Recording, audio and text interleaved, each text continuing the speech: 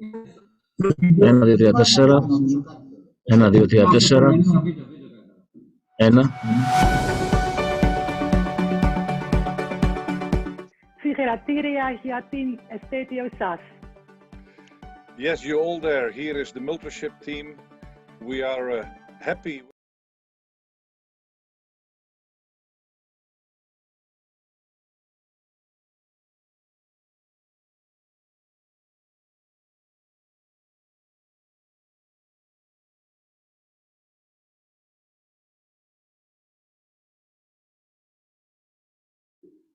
Ένα, 2, 3, 4.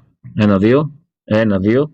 1, 2, 3, 4. 1, 2, 3, 4. Δοκιμή. 1, 2. Ωραία.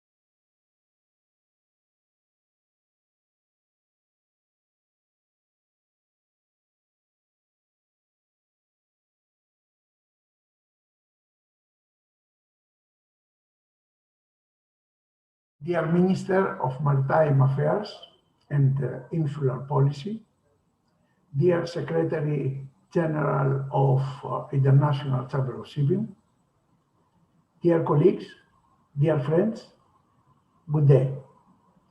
With great honor and pleasure, I welcome you to the 20th Navigator Shipping Decision Makers Forum, and indeed, I believe we should all feel grateful to be healthy and able to meet even through a screen during this challenging period of pandemic. It will end soon, I hope. We are here today not only for the forum, but also to celebrate the 30th anniversary of Navigator Shipping Consultants. Blessed to be the founder and president of the company, I thank you all for honoring us once again with your presence today, and of course, for your trust and support over the years, which have resulted in long-lasting cooperations, mutual respect, and even true friendships. Back in 1991, after having traveled on board vessels 10 years as officer and captain, having worked over 12 years in the operations of one of the most traditional and prestigious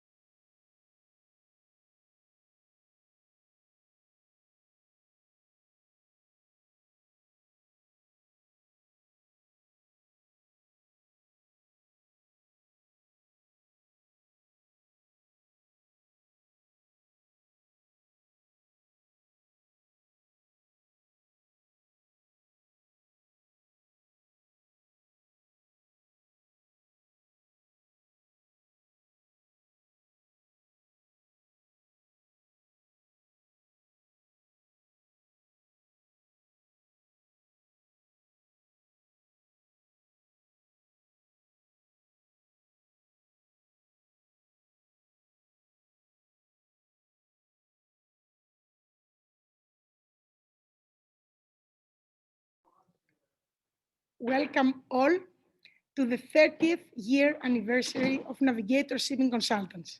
Welcome all to the 20th Navigator, the Shipping Decision Makers Forum.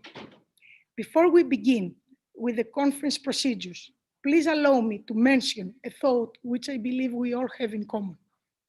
On April 10th, the Greek shipping community unfortunately lost one of the most differential shipping personalities, a real patriot, a person who has devoted himself to the sea and also to Greece. Yannis Angelikousis not only was one of the most prestigious and powerful Greek ship owners, but he was also a pioneer at all levels. He grew up in an intensive international competitive environment, always holding the flag of his homeland high, embracing the Greek sailors and the Greek shipping tradition and ethics. He was recognized internationally for his successful business decisions and achievements. Yannis Angelikousis will remain in our memory as the bright lighthouse which always lightened the Greek shipping family. In his memory, we will keep a minute of silence.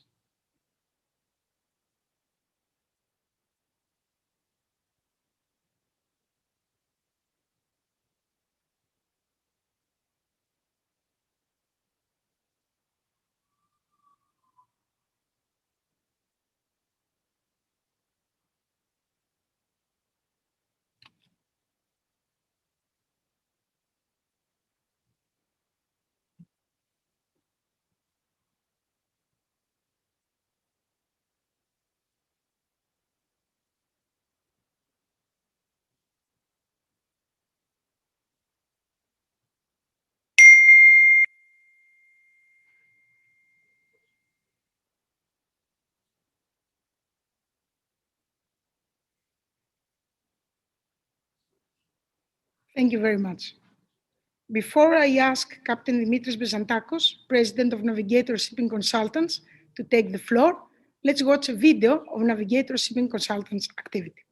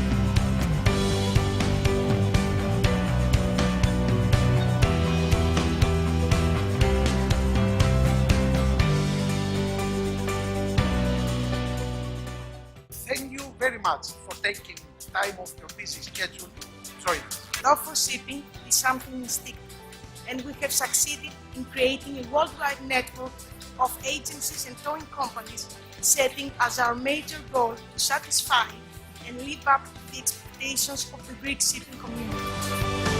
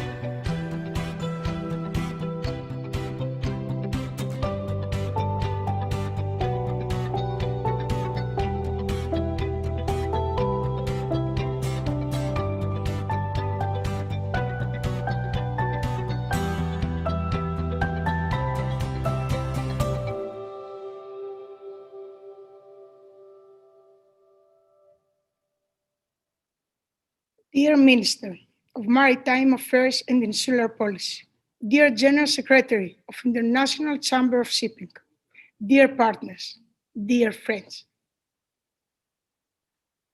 I would like at this point to say, allow the video of Captain Dimitris Pezandakos. Dear Minister of Maritime Affairs and Insular Policy, dear Secretary General of International Chamber of Shipping, dear colleagues, dear friends, good day. With great honor and pleasure, I welcome you to the 20th Navigator Shipping Decision Makers Forum, and indeed, I believe we should all feel grateful to be healthy and able to meet even through a screen during this challenging period of pandemic. It will end soon, I hope. We are here today not only for the forum, but also to celebrate the 30th anniversary of Navigator Shipping Consultants. Blessed to be the founder and president of the company, I thank you all for honoring us once again with your presence today, and of course, for your trust and support over the years, which have resulted in long-lasting cooperations, mutual respect, and even true friendships. Back in 1991, after having traveled on board vessels 10 years as officer and captain, having worked over 12 years in the operations of one of the most traditional and prestigious Greek ship-owning companies, Stenamaris, and after having founded Navex Maritime, owning and managing bulk carriers, I had many times realized the need which the ship owner, manager, and operator faced in our daily routine to bridge a gap that sometimes appeared and bring closer the vessel service providers with the Greek-based shipping company. And this is how Navigator Shipping Consultants was born. Developing a robust network of the most trustworthy towage and agency providers, some of whom have a history of over 100 years of existence in hundreds of the biggest ports worldwide. Our aim has always been to stand by the side of the Greek ship owner, manager, and operator, guaranteeing the safety of the vessel, the punctuality, credibility, and the highest level of provided services, which, of course, lead to the creation of personal relationships and tailor-made synergies between the Greek-based shipping company and the towage and agency provider. And here is the point where Navigator Shipping serves many times as a good consultant, using the deep knowledge and experience we have in shipping. I served the shipping since 1965 to mediate between the vessel's owners from one side and the providers from the other side to sufficiently handle and solve accidents and emergencies which often happen in shipping. And indeed, there have been dozens of times I can bring into my memory when, together with our members, we have managed to serve well, but also to protect the financial interests of the ship-owning company, saving huge amounts or mitigating losses. Such cases, like all our corporations, are not treated by Navigator as deals and contracts, but they are treated with transparency, devotion, and loyalty, combined with the traditions and business ethics and values which have, for hundreds of years, characterized the Greek shipping community. I'm also blessed for having four adorable daughters, my four ladies, as we in CP say, for our vessels, who have grown up in the heart of the business, working even through the adolescent years, close to the group of companies, loving and supporting me, and my wife, Joanna, with passion, love, and deep care for the job in which we all find one of the main points of life. Please allow me for a moment to thank each one of them. Joanna, my wife, is the hidden hero of the family. Danai, our first daughter, who has always been a real partner, bringing new ideas in the business, supporting them with passion and confidence, which have, of course, led the business to grow bigger and faster each year. Christina, who apart from shipping has dedicated herself in tourism and hospitality, operating Kefi Tours and conferences and Matilda Hotel together with her sisters. Olga, who is the lawyer of our group of companies, sometimes solving even the in-house family claims.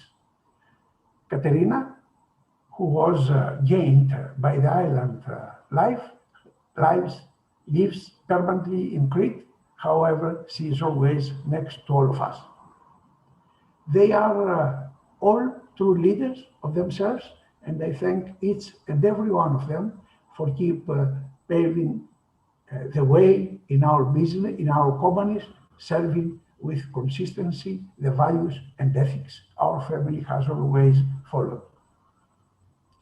Together with a loyal and supportive team of people, whom I would also like to thank, Vathia, Gina, Nikos, Kostas, Kimonas, Andreas, Lydia, to mention a few. They are all here 365, 24/7 to satisfy and correspond to needs of the shipping companies.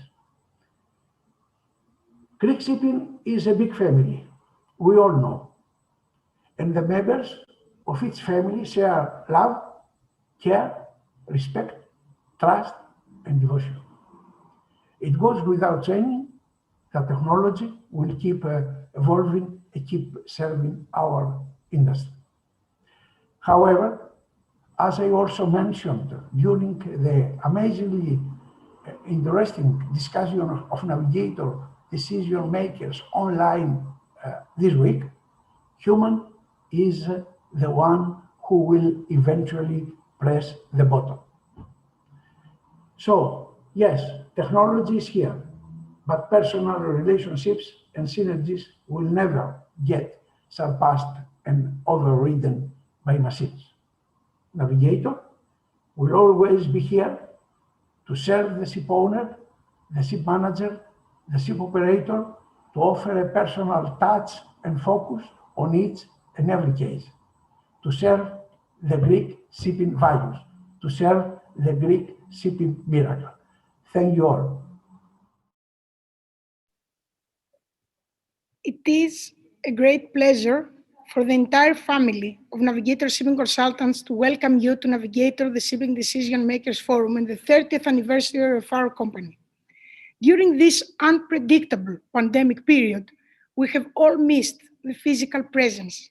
We have forgotten what it is like to meet, share a glass of wine, and nice moments together. But yes, as my father, Captain Dimitris, mentioned a few minutes ago, let's look at the positive side and feel blessed to be healthy and able to meet, even virtually. Thank you for being here with us today and share our pride to celebrate Navigator's 30th anniversary. You all know well that our aim is always to stand by the Greek shipping company and together with our prestigious member to offer the greatest of services. Our mentality has always and will always remain the same: the personal relationship, the direct communication, the mutual trust and support. Navigator, the Shipping Decision Makers Forum, has been one of the first Greek shipping conferences organized back in 2001, bringing together people from the whole maritime cluster. Ever since, Navigator's fora have been focusing on crucial matters, which are every year on the top list of the global maritime industry. Indicatively, I would like to mention some of our initiatives taken over the past years and presented during our fora. Imposed regulations regarding the environmental protection. Panels of embassies from many countries related to shipping have been presented for first time in a conference in order to strengthen relationships and cooperations among different countries. We have highlighted the need to create the next generation and to support education in shipping. 2017 conference has been organized on the floating maritime museum Hellas Liberty with the aim to further promote the history of the Greek shipping. In 2018, we decided to organize our conference in Chios Island, the birthplace of many Greek ship owners and seafarers. Roundtable discussions have been organized in 2019, focusing on critical issues medium-sized shipping companies, 1 to 2 vessels face, and how these issues can be dealt with. We created open dialogues between the shipping companies and many global organizations. In 2019, we decided, together with good friends and associates, to create the Navigator Advisory Board in the framework of Navigator's annual forum in order to constantly exchange ideas, opinions, and suggestions on current shipping matters. At this point, I want to thank from my heart the members of the Navigator Forum Advisory Board, who for 2 years now have been honoring with their support and active participation in our work. Our friends, thank you very much. During the assembly of 2019, we organized in pre-COVID era the need for discussion from all of us around a table. Became even more clear and indispensable. Prophetically, maybe, I can say, we created the hashtag Be Part of the Change, without knowing back then that the change which would follow in 2020 not only would affect the implementation of the new regulations, but would make the world freeze. Shipping never froze and never stopped moving, however. We therefore created the second immortal hashtag, Lead the Change. Technology moves forward and serves the one who creates it, human. So let's lead the change and not let the change lead us. As a family, we were always supporting the creation of the next generation of Greek shipping industry, aiming at contributing to better prepare the next generation of executives that will continue our history and will be called upon to maintain the Greek world's first position in shipping. Young Executive Shipping Forum, YES Forum, is the platform of open dialogue of the Greek shipping and sea tourism industries among principals, ministries, executives, and university school students, recent graduates, and young executives. YES Forum has been able to send an optimistic message to our society that shipping is a productive and open sector recruiting, and a clear reminder to Greek young people of their roots, that sea and shipping offer opportunities and prospects for those who have a strong desire and courage to take advantage of them. Through YES Forum, young Greeks, even during COVID, achieved to acquire and improve skills, public speaking, responsibility, teamwork, incentiveness, to interact with shipping executives, and to focus through discussions and productive dialogue on what they want to do in the shipping industry and how to do it, to create their own network, to participate in the national and European dialogue with the Ministry of Education. Numbers speak of themselves. During the pandemic, YES Forum achieved 500 questions raised by the audience. 10,000 young people were attracted to the organized open e-dialogues. 50 hours live open e-dialogues. 50 speakers. Presentation of the shipping industry to more than 1,000 students in schools all over Greece. During Navigator, the Shipping Decision Makers Online Week, 5 discussions took place among the executives representatives of ship-owning companies and ship management companies and the members of Navigator Forum Advisory Board. The results will be presented in a while. The participation of 300 executives representing 200 Greek ship-owning and ship management companies was a proof that this initiative was not only the organization of another forum, but the reflection of the need for open dialogue, exchange of views, and best practices. The outcome of the closed discussions, it will be, as I said, presented after the minister's address. At this point, I would like to thank the Ministry of Maritime Affairs, the Hellenic Chamber of Shipping, and all shipping organizations that support Navigator Forum for 20 consecutive years. And of course, our media supporters, which are very, very important. Last but not least, our sponsors, and I would like to mention them: DNV, Erma First, Fortune Technologies, La Roche by Prisma Electronics, Franman, Mariké Marigassis, McGregor, Moore, Ocean King, Palau, Pennington Manchis Cooper, the Swedish Club, the American Club, the Marshall Registry, UK PNI, Van Lees, the Ships, Wingo Suite, our logistics provider Golden Cargo, and of course, our professional Congress organizer, KEFI SA. Dear Minister, for one more year, we're very glad and happy that we have you with us, even virtually. The floor is yours. Ladies and gentlemen, I accepted without a second thought the proposal of Navigator to announce the start of the work of its 20th Maritime Conference, because I firmly believe in the power of private initiative in the field of shipping.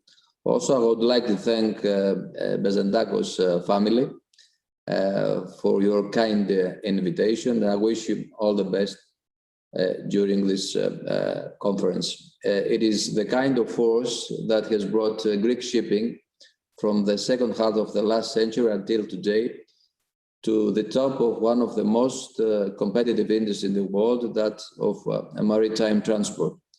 Taking a look at the agenda of the conference, I'm sure it will be a very interesting one. One really recognizes cutting-edge issues for the operation of shipping today. There are many top issues for the operation of shipping today, which will be on the table, the conclusion of which are expected to be fruitful and useful. First, the international shipping market, which despite the slight signs of recovery, continues to be under pressure from adverse conditions that threaten the prospects for sustainable economic recovery and stability in the global economy. I'm referring primarily to the pandemic that remains a major challenge for the world economy, but also to the political and economic tensions that are creating conditions of insecurity in world trade. Secondly, the significant challenges related to the need of promoting environmental sustainability measures. Shipping should indeed contribute to the global effect and effort to reduce gas emissions, but this must be done in a realistic and practical way through IMO in order to ensure global and fair rules. Also, the efficient operation of the ports, both as hubs of the transit trade and as hubs for the changes and repatriations of crude that have occupied us intensely during the last year. From the first day, the Greek government promoted significant cuts in the operation of Greek ports and in the attraction of productive investment, which will soon begin to bear fruit. At the same time, we have promoted and continue to do so important electronic services such as the single shipping box and the comprehensive electronic interface package of the shipping community with the Ministry of Shipping. Also, maritime education, a crucial issue for the preservation of maritime know-how.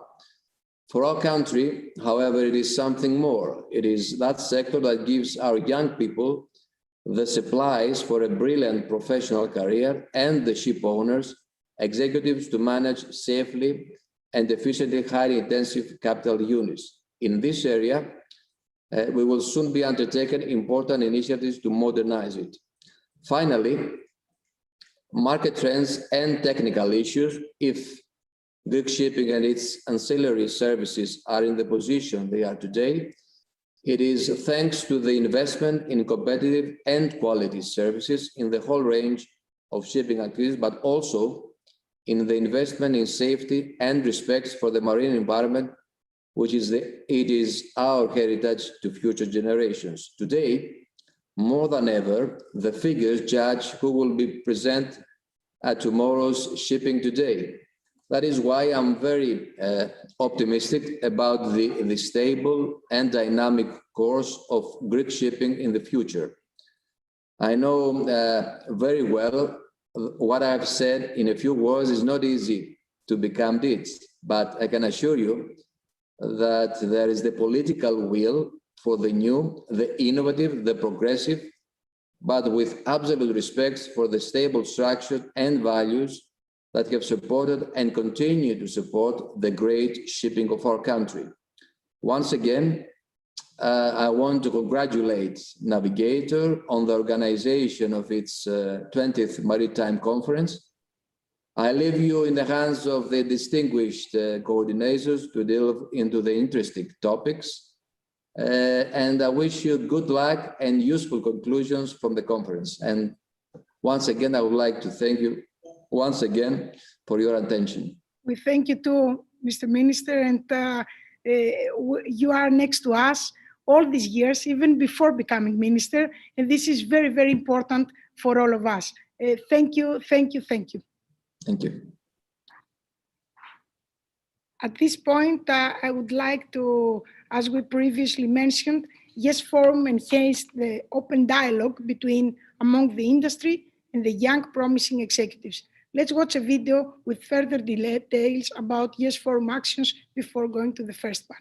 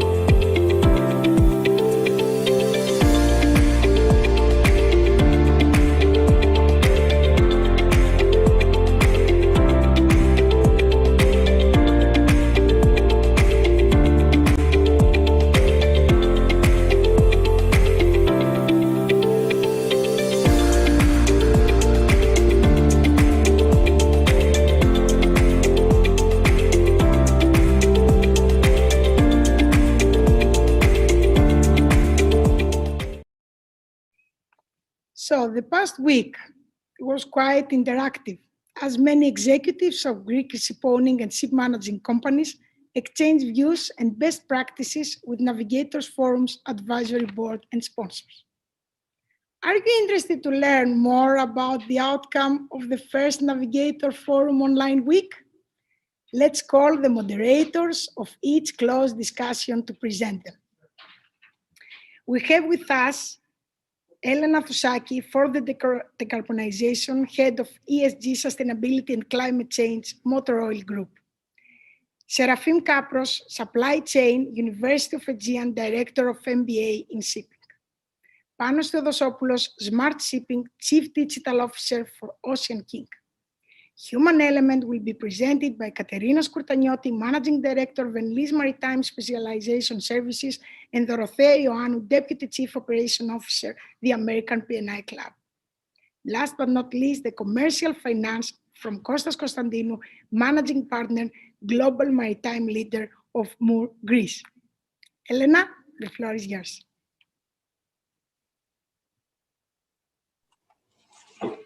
Thank you. Thank you, Danai. Congratulations for the 20th and 30th years, and congratulations for the whole family. Always inspired us, and I'm really happy to be here once again in the Navigator Forum. So we had to discuss about decarbonization, and it is true that we started looking at IMO recent ambition targets by 2030 and 2050. And then we'll look at the measures with regards to the decarbonization, the EEXI, the Energy Efficiency Existing Index, and the Carbon Intensity Index, and where we need to have more further clarifications by June in 2021. I think that there was a great concern with regards to the effectiveness of these measures from the participants. And I think that most of the participants were a little bit anxious about how the rating system is going to be used. We may see some kind of a market distortions, and particularly on the second-hand market. I think that everybody agreed that that there will be some kind of sort of challenges of how they're going to implement this type of measures. However, digitalization is going to take and play an important role. And I think that also the human element is going to be important as well. Now we're looking at you taking pictures. So the other thing is that the lack of training and in people on board may actually prove to be a high risk. We then talk about the fuels, the different type of fuels, and I think we tried to answer this $1 billion question, because this is how much is going to, be spending for a different type of fuels production. So we look at different type of fuels: LNG, ammonia, biomass, hydrogen, LPG. And right now, of course, there's not much of ships actually have been designed for this type of fuels. Of course, we have almost 10%. Waiting and it's under construction. However, I think the problem is that, what is the fuel to use? That was the question, what fuel to use? And we have to consider, of course, the technology maturity, the availability, the resilience, the price, and the carbon footprint. And I think that was the big challenge here. So, what type of investments are we make, and where to actually look? I think we should also take consideration the type of vessels and the regions they operate. Another thing that the participants said is that we need to take into consideration also the sort of the life cycle, basically, of having these fuels in terms of CO2 emissions, and also that we need to look at this not only from a fuel combustion point of view, but as a CO2 emission reduction, during this life cycle of the fuel. I think that. There was a high uncertainty from the ship owners and the ship managers, all right, but particularly for the ship owners, what, when, and where to invest in the coming years. And I think that everybody agreed that decarbonization is here to stay. I think it's going to change completely the way the shipping actually operates, invest, and finance, particularly financing, because we know that sustainable finance regulations actually have, it's very demanding at the moment from the banks, and therefore banks are looking for sustainable finance, and they need the ship owners to prove that they're going to decarbonize, let's say, somehow their operations. So I think that just to conclude, that we all agreed that for shipping to respond effectively to these IMO targets and the EU Green Deal objectives, the United Nations Sustainable Development Goals, I think it's important to have a constructive, honest, and transparent dialogue between the relevant stakeholders. That means not only shipping. That means the charterers, the energy providers, like the refineries, the financiers, the ship engine, marine equipment manufacturers, and then, of course, have a very constructive discussion with the politicians and the international and European national institutions. I think that was the outcome of this discussion. Thank you, Danai. So let's continue the dialogue, and of course we will continue the dialogue, and the regulations need a lot of dialogue at the end, but it's important that we're all in the same table. We will continue now with the supply chain, and Serafim Kapros from the University of Aegean. Maki, thank you for being with us. Thank you a lot, dear Minister.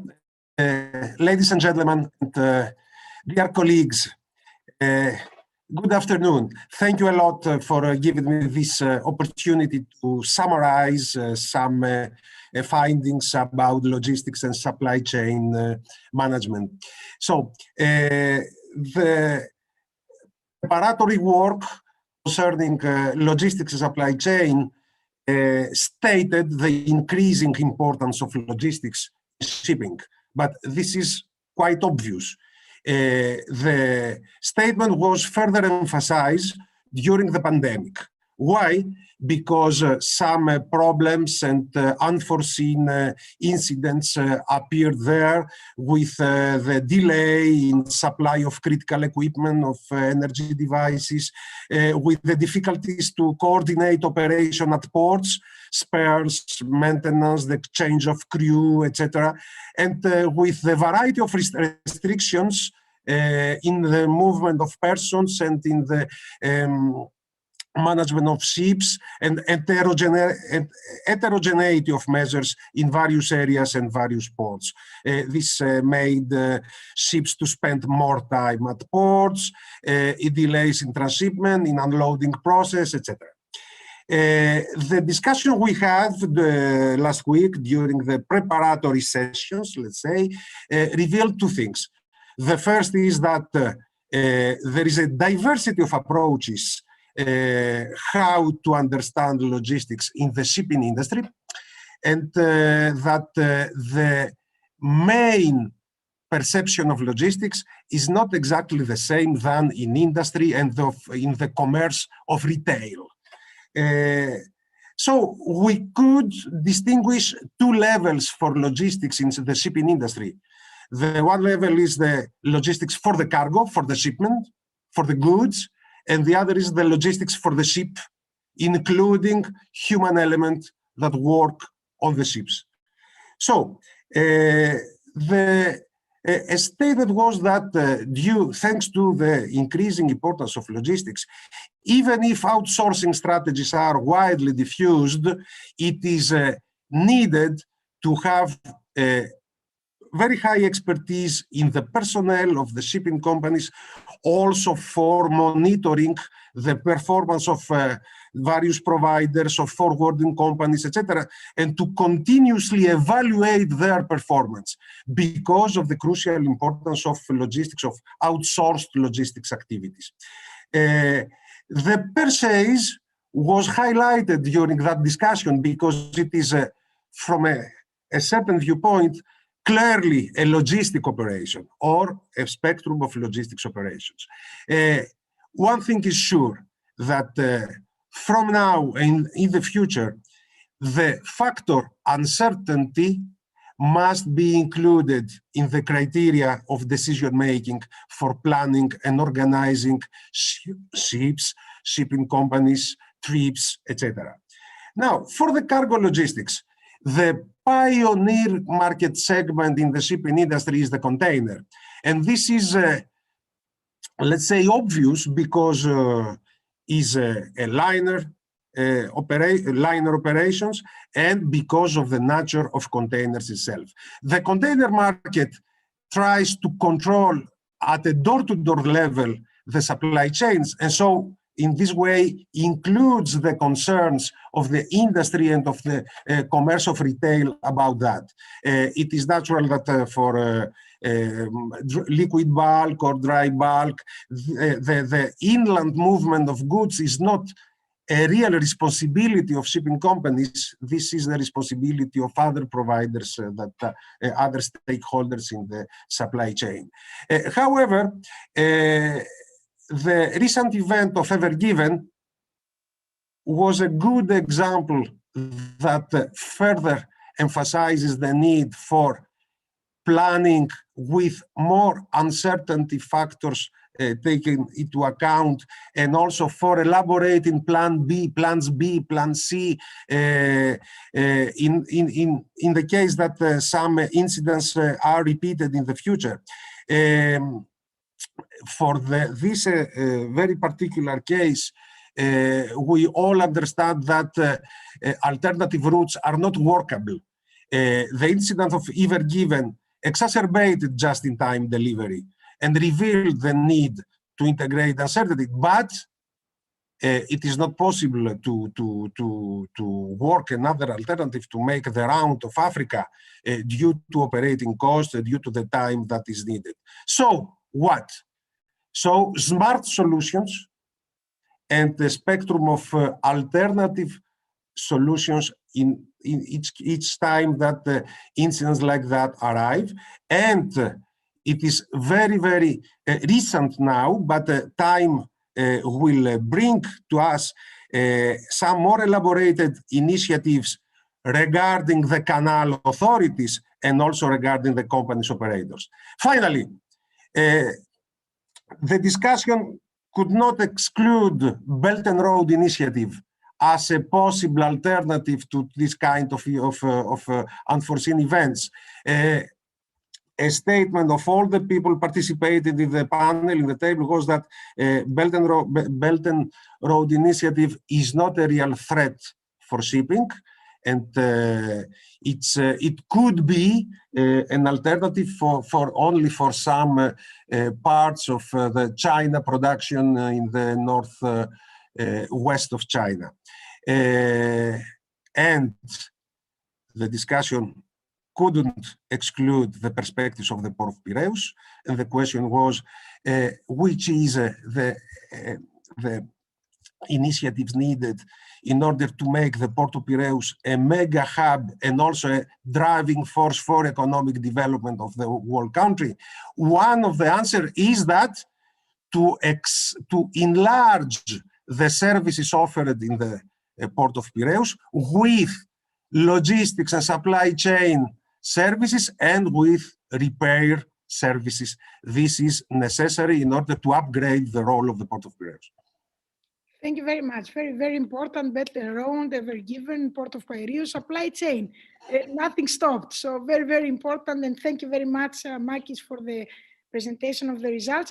And of course, as Makis said, smart solutions. So let's go quickly to the smart shipping that Panos Theodosopoulos will present the results of the discussion.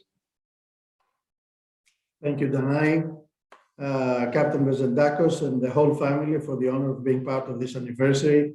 On behalf of all of us at Ocean King, our best wishes for many happy returns. Let me share a slide with some conclusions that we reached to hopefully make it easier for everybody to attend. So, hello everyone, my name is Panos Theodosopoulos. I'm the Chief Digital Officer at Ocean King. And I had the pleasure and the honor to moderate the roundtable during the third day of the Navigator Online Week, which was dedicated to smart shipping. We had the pleasure to have more than 65 participants with us and to hold a very constructive discussion. We started by asking the participants to answer a brief poll as to what comes to mind when they hear the term smart shipping. So it turned out that approximately 80% consider smart shipping applicable both to the vessel, but also to the shore office. And also approximately 2 out of 3 think of players outside the shipping company also being part of the smart shipping ecosystem.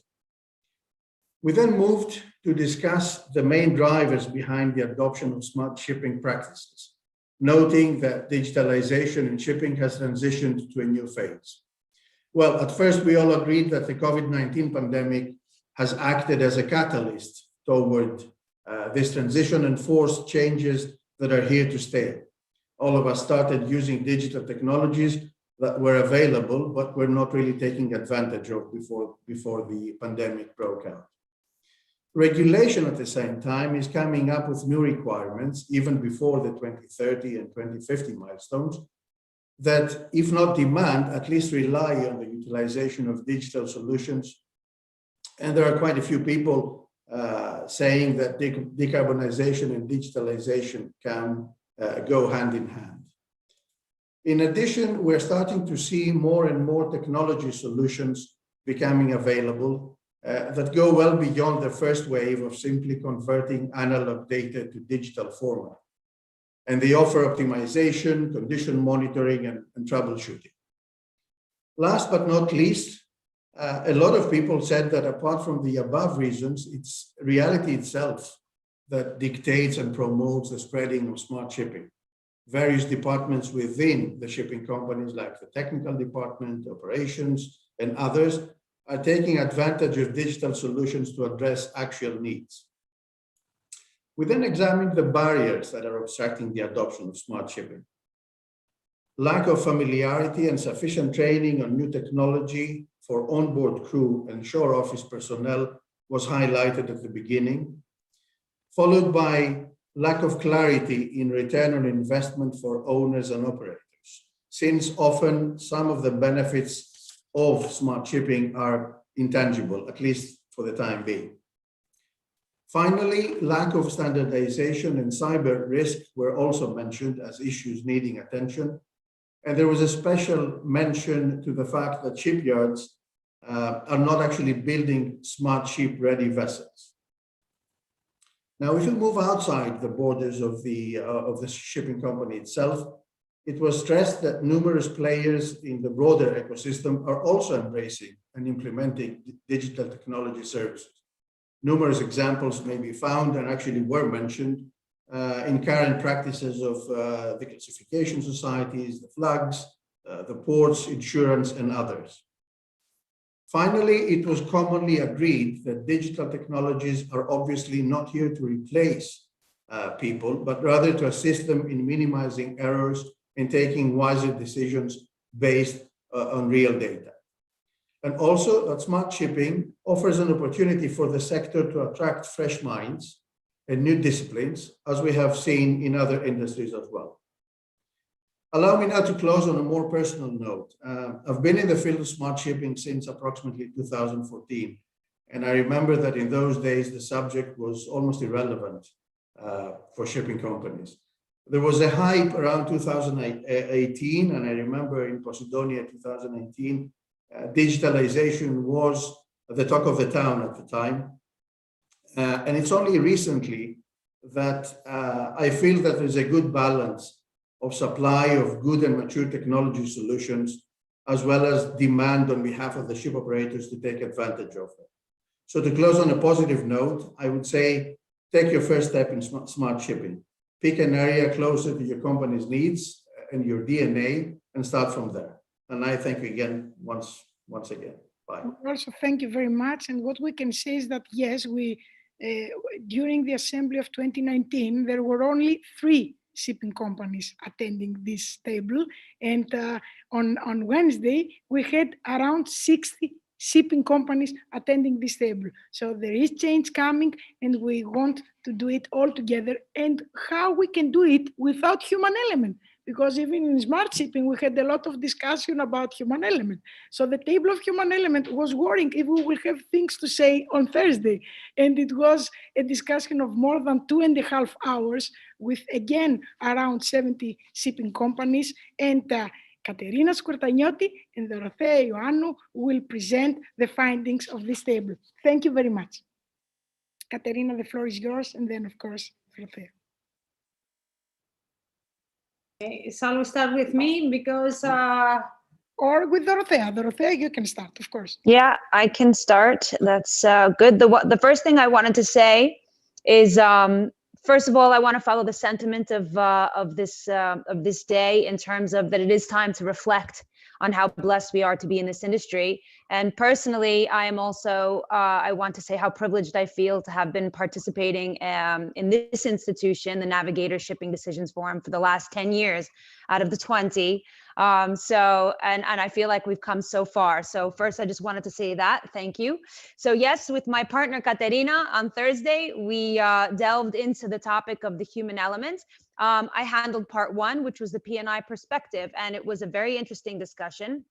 And I'm just going to relay some of the conclusions that we came to, or some of the things that need to be further discussed going forward. So despite greater regulation, stricter policies, advancing technology, all of the things that we've been hearing about in the other roundtables, claims are on the rise, and human error is actually the overriding factor. Because of this, clubs spend a lot of time on loss prevention efforts on the human element, and that was some of the things that we touched upon. We analyze data from surveys and claims, and we target initiatives actually that mainly address the human element and address the issues that are discovered, but particular attention is paid also to the manner in which training material is disseminated. There's studies on near misses, because it's not only about looking at the mistakes, but it's looking at also at how we come close to having major accidents and how we can prevent even the close calls in the future. Collaboration obviously is key within the industry, which is what's happening right here. More needs to be done to address the gaps through assessment and assurance and training, as interestingly, valid STCW certification does not always guarantee competency. And I think we see that more often than we would like. Pilotage is also of special concern, as 50% of the contact damage claims involve pilots on board. And then I know a lot of people have heard of what's called the Swiss cheese model, which is how, you know, the convergence of holes or gaps lead to accidents. And one thing to keep in mind, which was illustrated during the forum, was that it's a dynamic thing, and where in some instances one factor is larger, in others it's a different factor. All the things I mentioned earlier, so human error, training related to training, or technology, or the conditions, or weather. So it's important to keep in mind that all of these factors are dynamic and moving parts. And then a lot of time was spent also talking about seafarers' mental health and the conditions on board.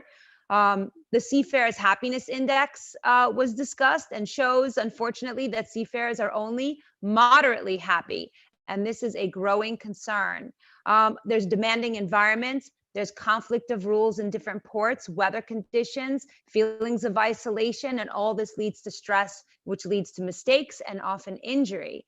Another topic that was that came as a result of that is, unfortunately, suicide. According to Swansea, seafarers were the second most at-risk profession worldwide when it came to suicide. This is alarming. In the meantime, we have developing technology. So we have different levels of technology. We have connection technology, so like internet, mobiles, which created a better environment, given the easy connection to family and friends. But it can also be an issue in terms of social media being a distraction, as we have seen and heard in cases, and or a cause for distress or depression, and should be kept in mind in terms of policies for a balanced approach. And then we have ship technology, where perhaps there may be a risk of too much reliance, and we need to ensure that crew have strong classic core seafaring skills to rely on in trying times, simultaneously with equipment, and for when technology fails. And with that, I will hand that over to Katerina. Thank you.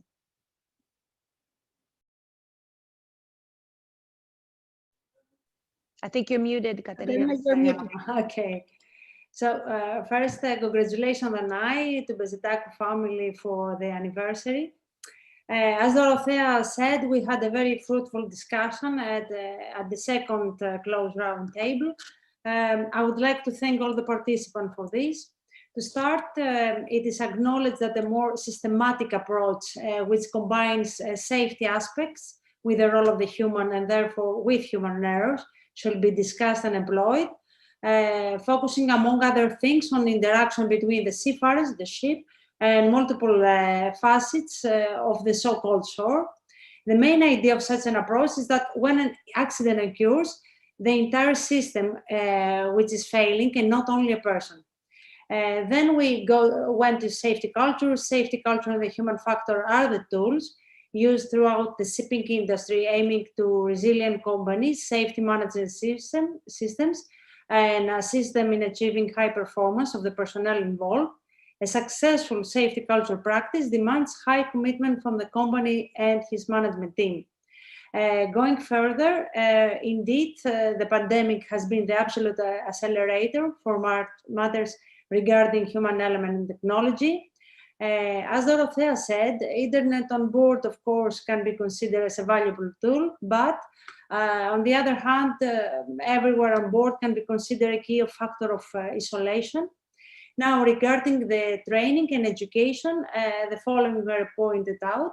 There is a need to redesign the maritime training in order to bring it up to date with the current technologically advanced and demanding environment.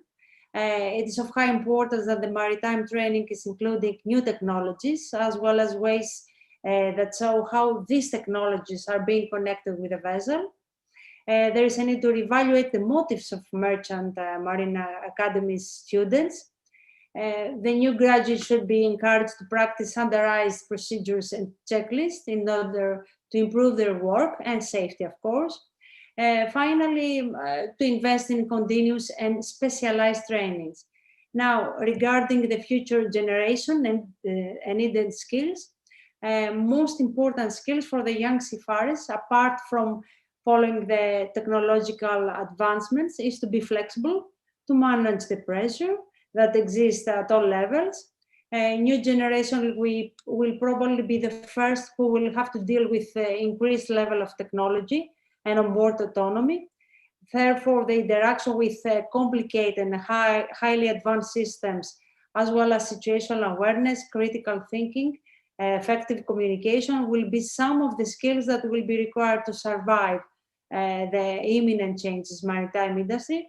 To conclude, companies that have high operational standards and high records in safety are the ones which they are acting in proactive manner and be continuously prepared.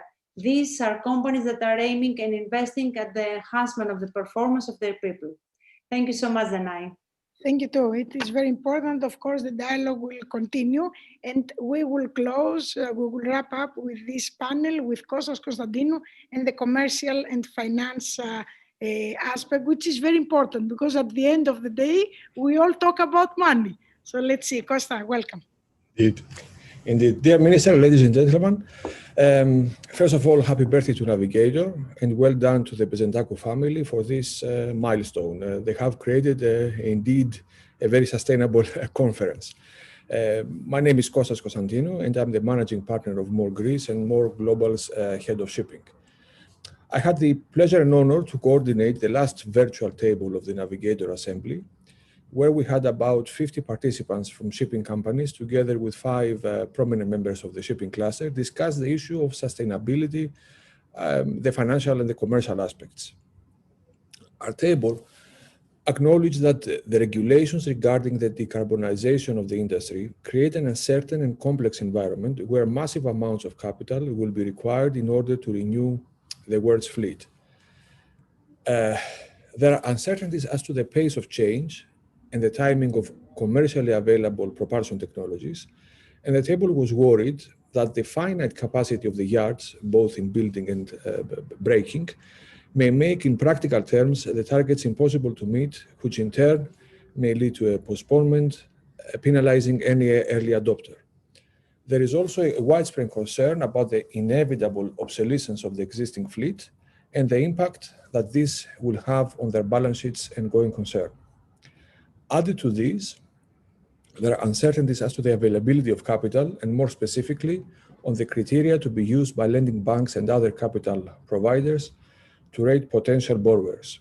As the lending banks themselves will be under pressure from their regulators to comply with their ESG targets, the table feels that these new lending criteria will be multifaceted and will affect all departments of a company, operations, HR, purchasing, and not just the finance, and therefore it will become absolutely necessary, and this is where we more or less we are in line with the human element of the table.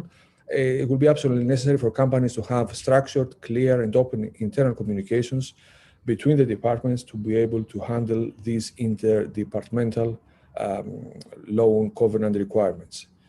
In addition, the shipping companies, in order to mitigate the risk arising from these uncertainties that I have just described, the table recognized the need of seeking collaborations with other stakeholders, such as charterers, shipyards, so they can share with them some of the risks and create, the aim will be to create win-win games for everyone. Now, the added admin burden that will be introduced by these new corporate structures, fit and able to handle all these new requirements, is going to be a significant cost and could be shared ideally across larger fleets if shipping companies start consolidating, although this is something that goes against the grain of the Greek mentality. Shipping companies, however, will inevitably become more corporate and more transparent, and this may facilitate the consolidation needed. Lastly, although everyone on the table agreed on the ESG targets and the necessity for shipping to reduce greenhouse gas emissions, the table expressed the concern that the global level playing field must be provided. The concern specifically is that the strict lending rules that Europe appears to follow or will impose to the European banks will not be applicable to Asian banks or to Asian banks, and therefore the competition may not be fair. And the concern is that if finance leaves Europe, then together with the fact that the cargoes, the shipbuilding, crewing, management is already in Asia, will speed up the process of transferring the global center of shipping from the Atlantic to the Pacific, as was more specifically mentioned, which will put European shipping in general at risk. Closing, we ended the table on a confident note, recognizing the fact that Greek shipping will be able to handle this fluid environment and all of these challenges in the same successful way it has handled all technological and regulatory changes of the past. And that is the conclusion of my table. Thank you all. Thank you. Decarbonization, supply chain, smart shipping, human element, and commercial and finance aspects. I hope that we will be able to continue this dialogue, not so much online, but also virtually, but also, sorry, physically, in order to meet. Thank you very, very much, Costa, Katerina, Dorothea, Pano, Elena, and Maki for all the help, and of course, all the speakers of the tables and the great discussions we had last week. See you. Thank you very much. Thank you. So at this point, we will go to our next panel. It's a great honor, as a young global leader of 2015, to host today World Economic Forum and United Nations, Margie and Elaine, two great friends from this network, and of course, Guy Platten, the General Secretary of the International Chamber of Commerce. Margie is the head of, Margie Van Kong is the head of supply chain and transport at World Economic Forum. Elaine Smith-Genser, responsible for engagement and partnerships development at United Nations, and Guy Platten, the General Secretary of the International Chamber of Shipping. And this is a great panel with a great friend also, because in shipping we are a big family, and we're all friends with Gina Panagiotou, CVO of Oceans Arena and concept founder of It's All About Shipping, that she will moderate this discussion to hear how the world is thinking of shipping, and after the Greek close discussions. Thank you very much for honoring us with your presence today, and thank you, Gina, for moderating. Well, initially, thank you, Dana. It's such a pleasure to be with you here today. I mean, 20 years of this conference is like, I feel I'm a part of history, so congratulations. That's a great achievement. And thank you, of course, for the invitation. And I'm also very humbled to be hosting the particular panel with the international organizations such as the ICS, the World Economic Forum, and the UN, of course. But without further delay, because I'm sure we want to hear from our speakers, in order to initiate this discussion, before we go into the topics that have been discussed over the past week and earlier today, maybe each of you can give us some details on all of the amazing initiatives and the role that each organization is pursuing in respect to the shipping agenda. I will start maybe with the ladies. Elaine or Margie, would you like to start? I see Margie already unmuted her mic, so do go ahead. Well, firstly, thank you very much. And I echo, of course, the congratulations on the amazing milestone that's been reached. And Danae, to you, your family, and everybody that's participated in what sounds like a week of intense discussion, but certainly gives food for thought in terms of how do we move forward under conditions that are completely unprecedented globally. And unprecedented events give us great opportunity, creates enormous amount of chaos, which gives us more opportunity. And I think we've seen this in the past year. So I'd like to thank you, first of all, for inviting us to join you. And together with my panelists, we really appreciate the opportunity to explore a few more ideas about how we can ensure that the shipping community, which has been central to global development for all history, can continue to play that central role also as we look at how we transition to a future that enables our descendants to have a wonderful future to look forward to and to be able to contribute to off a foundation that we have to lay right now. So thank you very much. In that spirit, the World Economic Forum really does focus, and certainly our work in supply chain and the transport industries focuses very heavily on three key areas. One is what kind of social contribution can we make as leaders under the current circumstances that ensure that future for our children and their children. What contribution needs to be made then in terms of the environment, and what kind of economic impact does that have? Because looking at sustainability in the absence of thinking about economics never makes very much sense.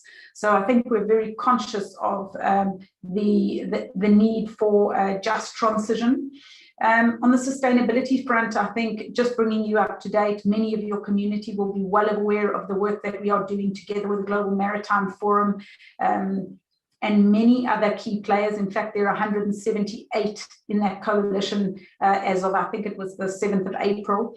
But the sustainability work of that coalition is built around the 4 primary work streams, each focusing on an essential part of work that needs to be achieved in order for us to be able to deliver on a more sustainable future, whether that's from a fuels and technologies perspective, whether that is from motivating first movers and how we can do that, given the massive investments that are required, whether it comes to how do we close the competitiveness gap between zero emission vessels and other, obviously from a cost transition perspective, and potentially then what global opportunities exist for markets to produce fuels that are more energy efficient in countries where there is lots of wind, lots of sun.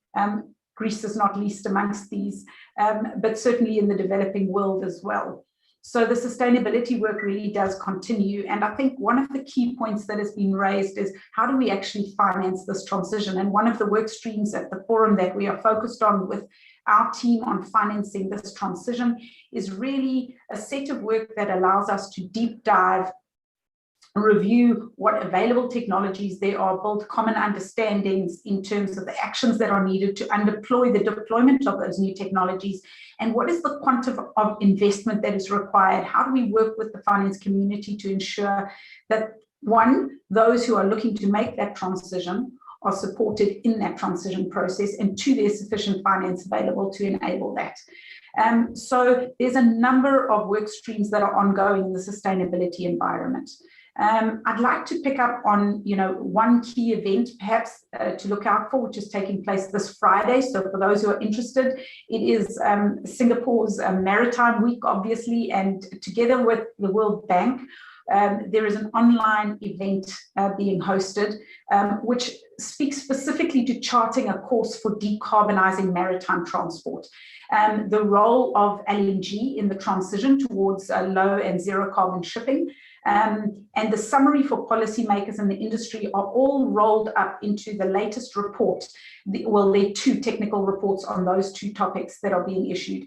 And this event is going to be taking place on Friday, and we'll discuss the findings from those reports from a development perspective, and will be hosted by and contributed to by the climate champions for COP26, as well as the UNCTAD and ministers of the industry that are very important globally. So I think well worth taking a look at. It's going to highlight, current country ambitions, industry initiatives, particularly when we look at building up zero carbon bunker infrastructures based on green hydrogen potentially, and how governments and the shipping industry can work together also with the World Bank to create an enabling environment. So on sustainability, I'm going to leave it there. As far as really close to our hearts is concerned, crew well-being, and I hear with some trepidation that the crew of those who keep our goods moving globally, more than 90% of our goods moving globally, are second most likely to commit suicide. That is extremely concerning, and I think we all need to do what we can to ensure that crew change is facilitated. And I know that Guy is going to speak to this, so I'm not going to labor this too much, But this is where we, together with organizations such as GUIDES, together with the ITF, and multiple stakeholders in multiple countries across both the maritime sector and the aviation community, are now working on developing a standards-based solution to facilitate border reopening. And this is vital to seafarer crew change. So in essence, it is an initiative which aligns with the Commons Project and the Common Trust Network Initiative, which we launched at the forum in June last year. And the solution that we are specifically looking at undertaking together with the maritime sector is working together to build over time a network now of 6 to 7 trusted crew change hubs in cities that have major ports and airports, and are able then to use this new technology to, in an immutable fashion, unchangeable fashion, be able to house the health data of crew who are looking to change. And our first pilot is expected to see the Philippines and Singapore as a corridor activated. And basically our crew change hub network is well worth keeping an eye on. And at that point, I'm going to close. Thank you.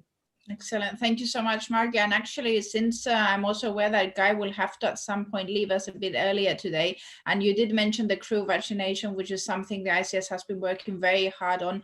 Maybe, Guy, you would like to step in, and then we'll move on to Elaine, with your permission, Elaine. So it's just that I'm quite... Absolutely. Let's make a sandwich. There's a dog here now, which is trying to... So Can you panel it? How lovely. Sorry, she's going mad. She's escaped into the room, so I do apologise for that. Yeah, thank you very much, and really pleasure to be invited to speak today. And I'm sorry I'm going to have to leave a little early as well, but perhaps just on the crew change issue, and then we can go on a little bit about sustainability. But yeah, crew changes are still very much the forefront of my mind. In fact, meeting today, I'm also taking part in a special tripart commission at the International Labour Organization between government, social partners and industry about Maritime Labour Convention, and the fact that governments across the world failed to live up to their responsibilities under the MLC during this pandemic, and failed to do all they could to facilitate crew changes. And I think the work that's been done to try and get around that, including the work of Margie and others, has been greatly appreciated. But it's still a fact that hundreds of thousands of seafarers are impacted around the world from the COVID and the lack of crew changes, or the difficulty in crew changes. And I think coming down the tracks even more so is the vaccination issue. About half of our 1.7 million seafarers come from developing nations who will have very difficult access to vaccines over the next couple of years. They will, excuse me, and we are really concerned that they do not get prioritization for vaccinations, and this will have potential impacts on the supply chain, particularly if things like vaccine passports are introduced later on this year, which will once again prevent crew from traveling unless they've been vaccinated. So it's something we're working very hard and lobbying very hard and working with a number of partners, including the GMF and others, to try and get around this and to try and get seafarers prioritization for vaccinations. We do hope, as the year goes on, as some developed countries have surplus of vaccines, that some of those vaccines could be used for overseas seafarers calling into their ports. And we're looking at particularly hubs, places like Singapore and others, who would be open the doors to allow seafarers to get vaccinated and to keep the world supply chains going. We saw with the Ever Given a few weeks ago just how vulnerable that supply chain is. And so we must do everything in our power to look after our crew and also give them priority for vaccines. But just turning to sustainability, I think this year's a really important year on the roadmap to decarbonisation for our industry. There's couple of key meetings coming up in the summer, MEPC at IMO, where very short-term measures will be introduced to try and start reducing greenhouse gases. But I think the big question is about the long-term sustainability of the industry and the absolute need to decarbonise. You know, we need to introduce zero carbon fuel ships into service in the early 2030s, and that work has to start now. So what Margie was talking about as well in terms of a bunkering system, all these things have to act in parallel. It's not just the technology, it's also the ability to have the right bunkering facilities there so we can transition, whether it's hydrogen, whether it's ammonia, or one of the other candidate fuels. It's no doubt that these discussions need to take place. And I think I sense it now amongst shipping companies. There's a real seriousness now to move towards this agenda of decarbonisation. So, with MEPC coming up, we get the short-term measures out of the way. We focus on the long-term measures. and we sort of move ahead on that sustainability. We call it here at the ICS the fourth propulsion revolution, because that's certainly what it is. We went from sail to steam to oil, and now we've got to move to something completely different, which is going to have fundamental changes to the way this industry is structured and way this industry operates. So look forward to the discussions that will take place. So sorry, I'm very brief, but I know you've got other speakers. Thank you, Gina.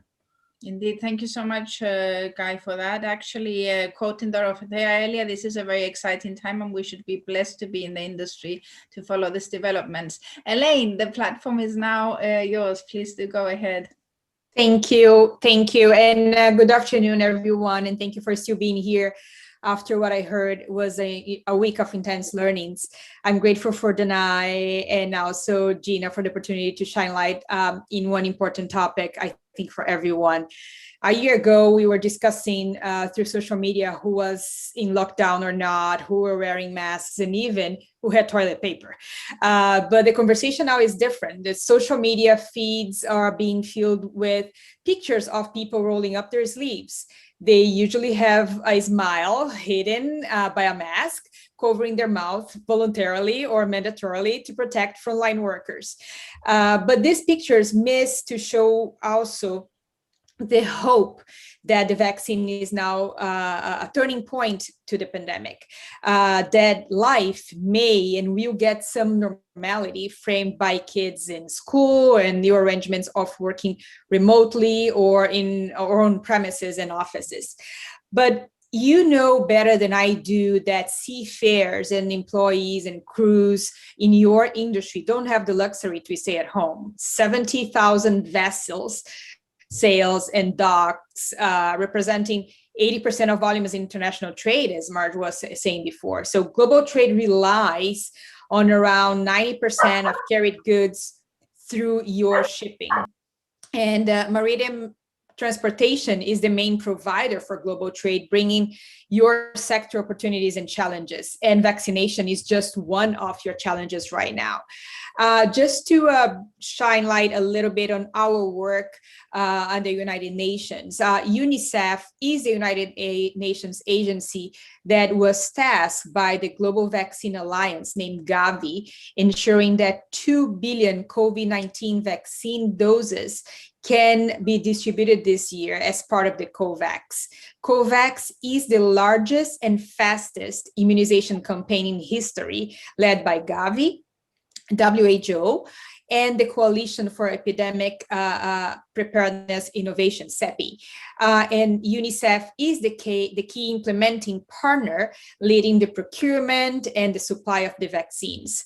And more than 1.2 billion of these vaccines are intended to lower and middle income countries. And why my colleagues at UNICEF? I'm not a UNICEF agency. I'm part of a different group at the UN. But why are they the ones to do this? Because even before COVID, UNICEF was already helping the chain to immunize almost half of the kids in the entire world.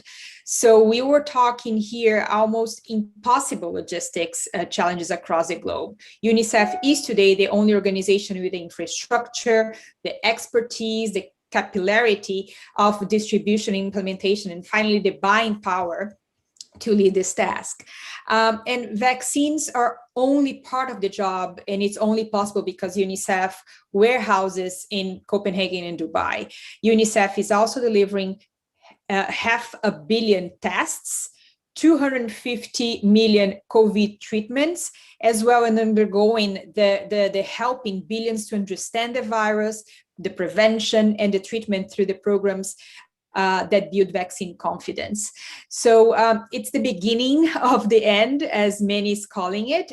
Thousands of the healthcare and frontline workers, plus other high-risk individuals, are now receiving vaccines in places like Angola, Cambodia, Democratic Republic of Congo, the Gambia, Kenya, Nigeria, Rwanda, Senegal, Sudan.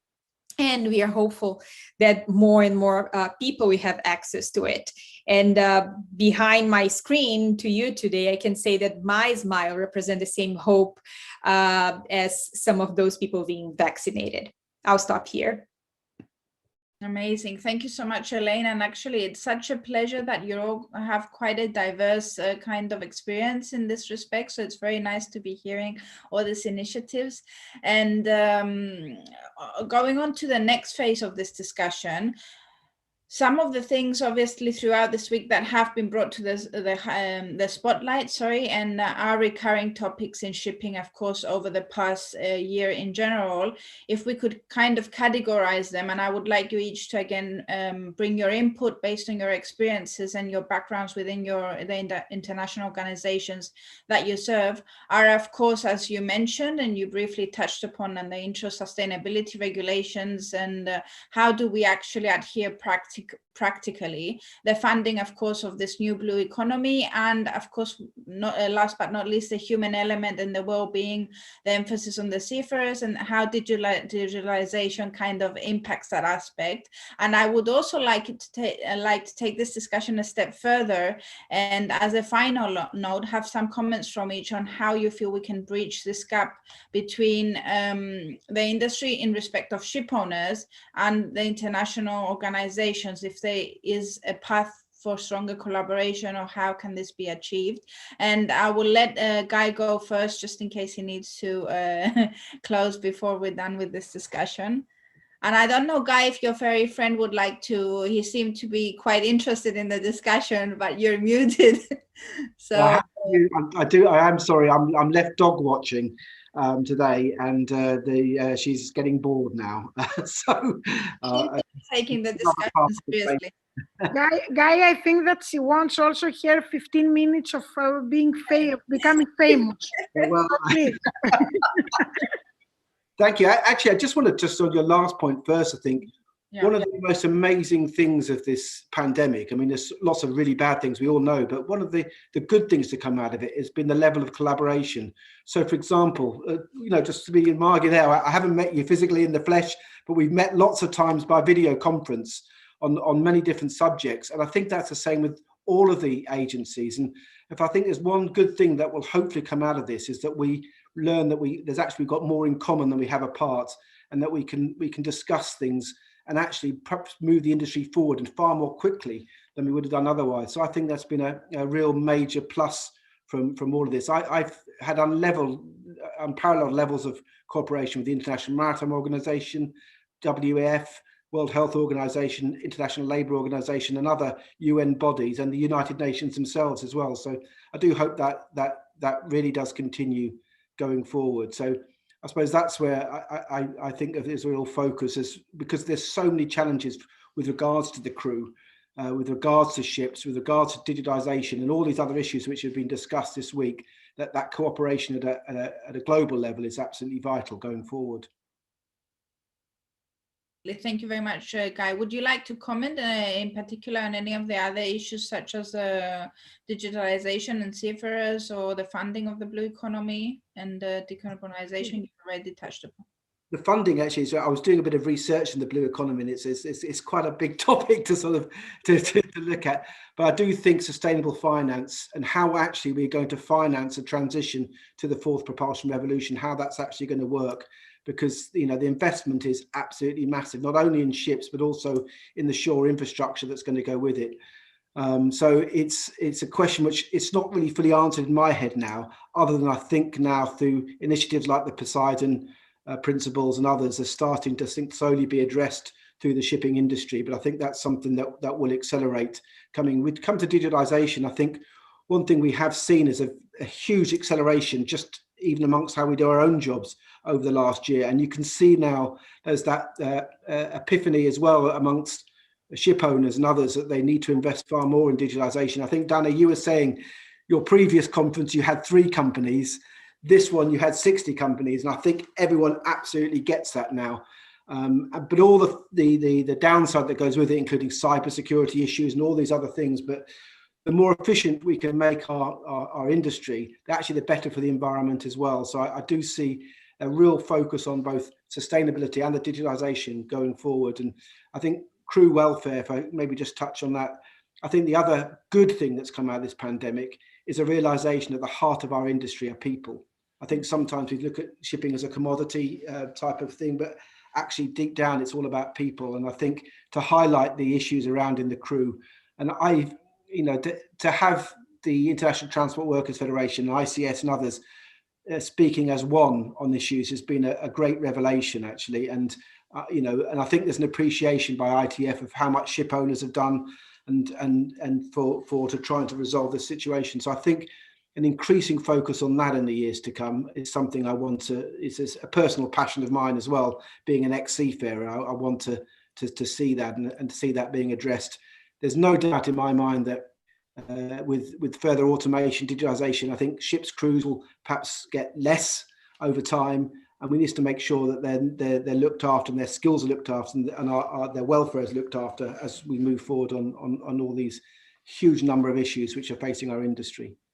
And we have actually already seen a great initiative by the ICS in this respect and pushing this agenda forward. One final comment before I move on to Margie and Elaine, I would like to maybe, if you could just, on the collaboration part, elaborate on, do you think that the ship owners have enough say at the moment? Is there something more that they should be maybe pushing forward from their side when it comes to this initiatives and the spotlights that the spotlight challenges that the industry is facing?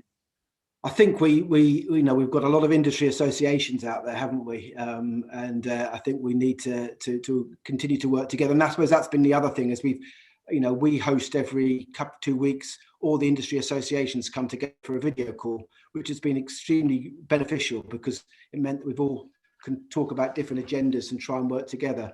But I think there's a lot more that can be done, as always with these things. But I think the collaboration that we've seen over the last year, I think augurs well for the future in terms of pushing the industry forward. Excellent. Thank you so much, Guy. Margie, sorry. Thank you so much, Guy. Also, just picking up on what you said there, I think the unprecedented level of collaboration is exceeded only by the unprecedented scale of this challenge. And I think to bring home very clearly that when we have a look at where our seafarers come from, we recognize without a doubt, and to Elaine's point as well, that vaccination of seafarers to enable the continued delivery of goods in a safe environment where well-being of crew is taken as paramount importance, I think cannot be underestimated and cannot be understressed. The responsibility that we as leaders in the industry have, that government leaders have, that ministers have in terms of ensuring that our crew are safe it's unrivaled in the level of priority it should be given, in our opinion. When one looks at, and one can draw these parallels, right? I have not been subject at all to any kind of report that has come out of the recent situation that occurred in the Suez. But my immediate thought was, isn't it interesting that we have vessels moving through such a critically important point, and the level of concentration that is required from the crew and particularly the captain on those kinds of vessels. You cannot be distracted, not for one moment, in that kind of environment with the winds that are, prevalent in the Suez, etc. And my immediate thinking was, how many more safety incidents might result from an unrested crew that result in captains who, necessarily need to be concerned with the well-being of their crew. And this is an empathetic response. There is no real correlation by a report or any other kind of status that I've seen, but it begs the question, are we asking an unfair ask of crew that have been at sea for a very long time, those who are going to sea, recognizing that they may not be able to get off a vessel in time to come home to loved ones as promised? How are we, as leaders in this industry, driving home the importance of addressing this? And primarily it starts with, one, ensuring that the protocols for safe crew change are in place, that the protocols for vaccination of crew who are carrying more than 90% of global trade are in place and supported.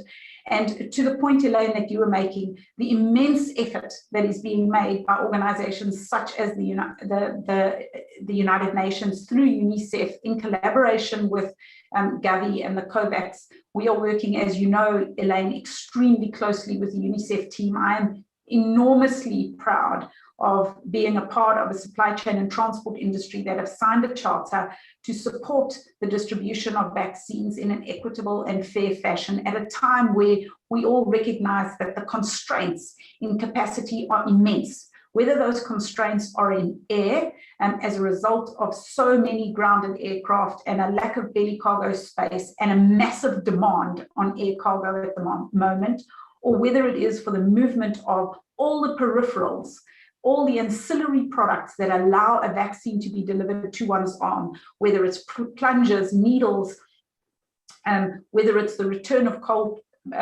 packaging, whether it is cold chain infrastructure in last mile environments. We cannot underestimate the value chain and the collaboration across the value chain that is going to be needed over the coming year to 2 years in order to ensure that countries are not left behind, particularly the countries from whence we have seafarers joining vessels. This cannot be overstated. So the people aspect is vital, and I think that everything that Guy, through the ICS, Stephen Cotton, through ITF, the task force that's been brought together by our partners in the Getting to Zero Coalition, the Global Maritime Forum, phenomenal work. And if you're not engaged on it, I would encourage you to engage. I'm sure that many of you are engaged, but this is vital for us. Digitization, very briefly, we are absolutely at an opportunity point here that is unrivaled. The technology exists. The question is, does the will to share the data that will allow us through an aggregation, through adding elements of data together, as opposed to being seen as a competitive advantage, seen as an advantage to drive forward trade through maritime in such a way that vessels are utilized in a fashion that's never been able before, because so much of what we do is paper bound, whether it's at a government level when we berth our vessels, or whether it is when we are loading, whether it is when we are engaging with our customers. We are seeing a complete digital, not evolution, a revolution in the shipping environment. And maritime informatics is becoming far more important. The importance of allying oneself to a standards-based approach as with interoperability, so that the standard that is used is common, the platform that is used is common, the information that sits on that platform is trusted. Whether you're using one app or another app is irrelevant, but the baseline needs to be the same, the foundation needs to be the same. And there are many digitization projects that we are working on across the supply chain and transport community, together with the teams from our cybersecurity practice, from our Internet of Things practice, and with respects to data for common purpose. How do we aggregate data in such a way that there is common good outcomes from that data? And I think we have seen that the aviation community do this incredibly well. IATA collects data from across the community of providers of air services. They aggregate that information, they interrogate it for events that then can result in better training and ensure the safety of crew and passengers. If we in the shipping community were able to do the same, can you imagine the results that we may get, not just in the measurement of emissions, but particularly the measurement of well-being of crew and how we use that data to drive policy in a different direction that enables us as providers of that service globally to benefit, because our people are safe and our vessels are safe. So I think digitization holds more opportunity than it does risk and threat. And the reality is that whilst we may feel that there's some risk involved in making that transition, it's absolutely clear we need to make it. The same, of course, is true for sustainability. And I think I've spoken quite broadly about sustainability, but just at a narrow level, when we talk about the transition, to a well-financed and funded green economy, one needs to look at very nascent spaces that are emerging. We at the World Economic Forum have an industry action group that meets every month at CEO and senior deputy level, CEO once a month, every alternate month, senior deputy. And the discussion last week on the 13th of April was around the development of a framework to quantify how we can ensure that there's clear and transparent methods in attributing emission reduction and crediting first movers and rewarding them appropriately. Breakthrough Energy is one example of an organization on the finance side that is looking to quantify credits for first movers and ensure that finance is appropriately applied.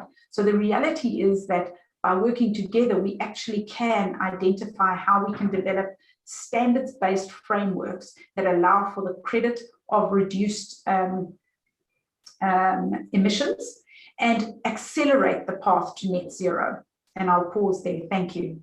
That's so exciting. Yeah, yes, of course, to go ahead, Guy. I have to go very shortly, but a really powerful intervention, Margie.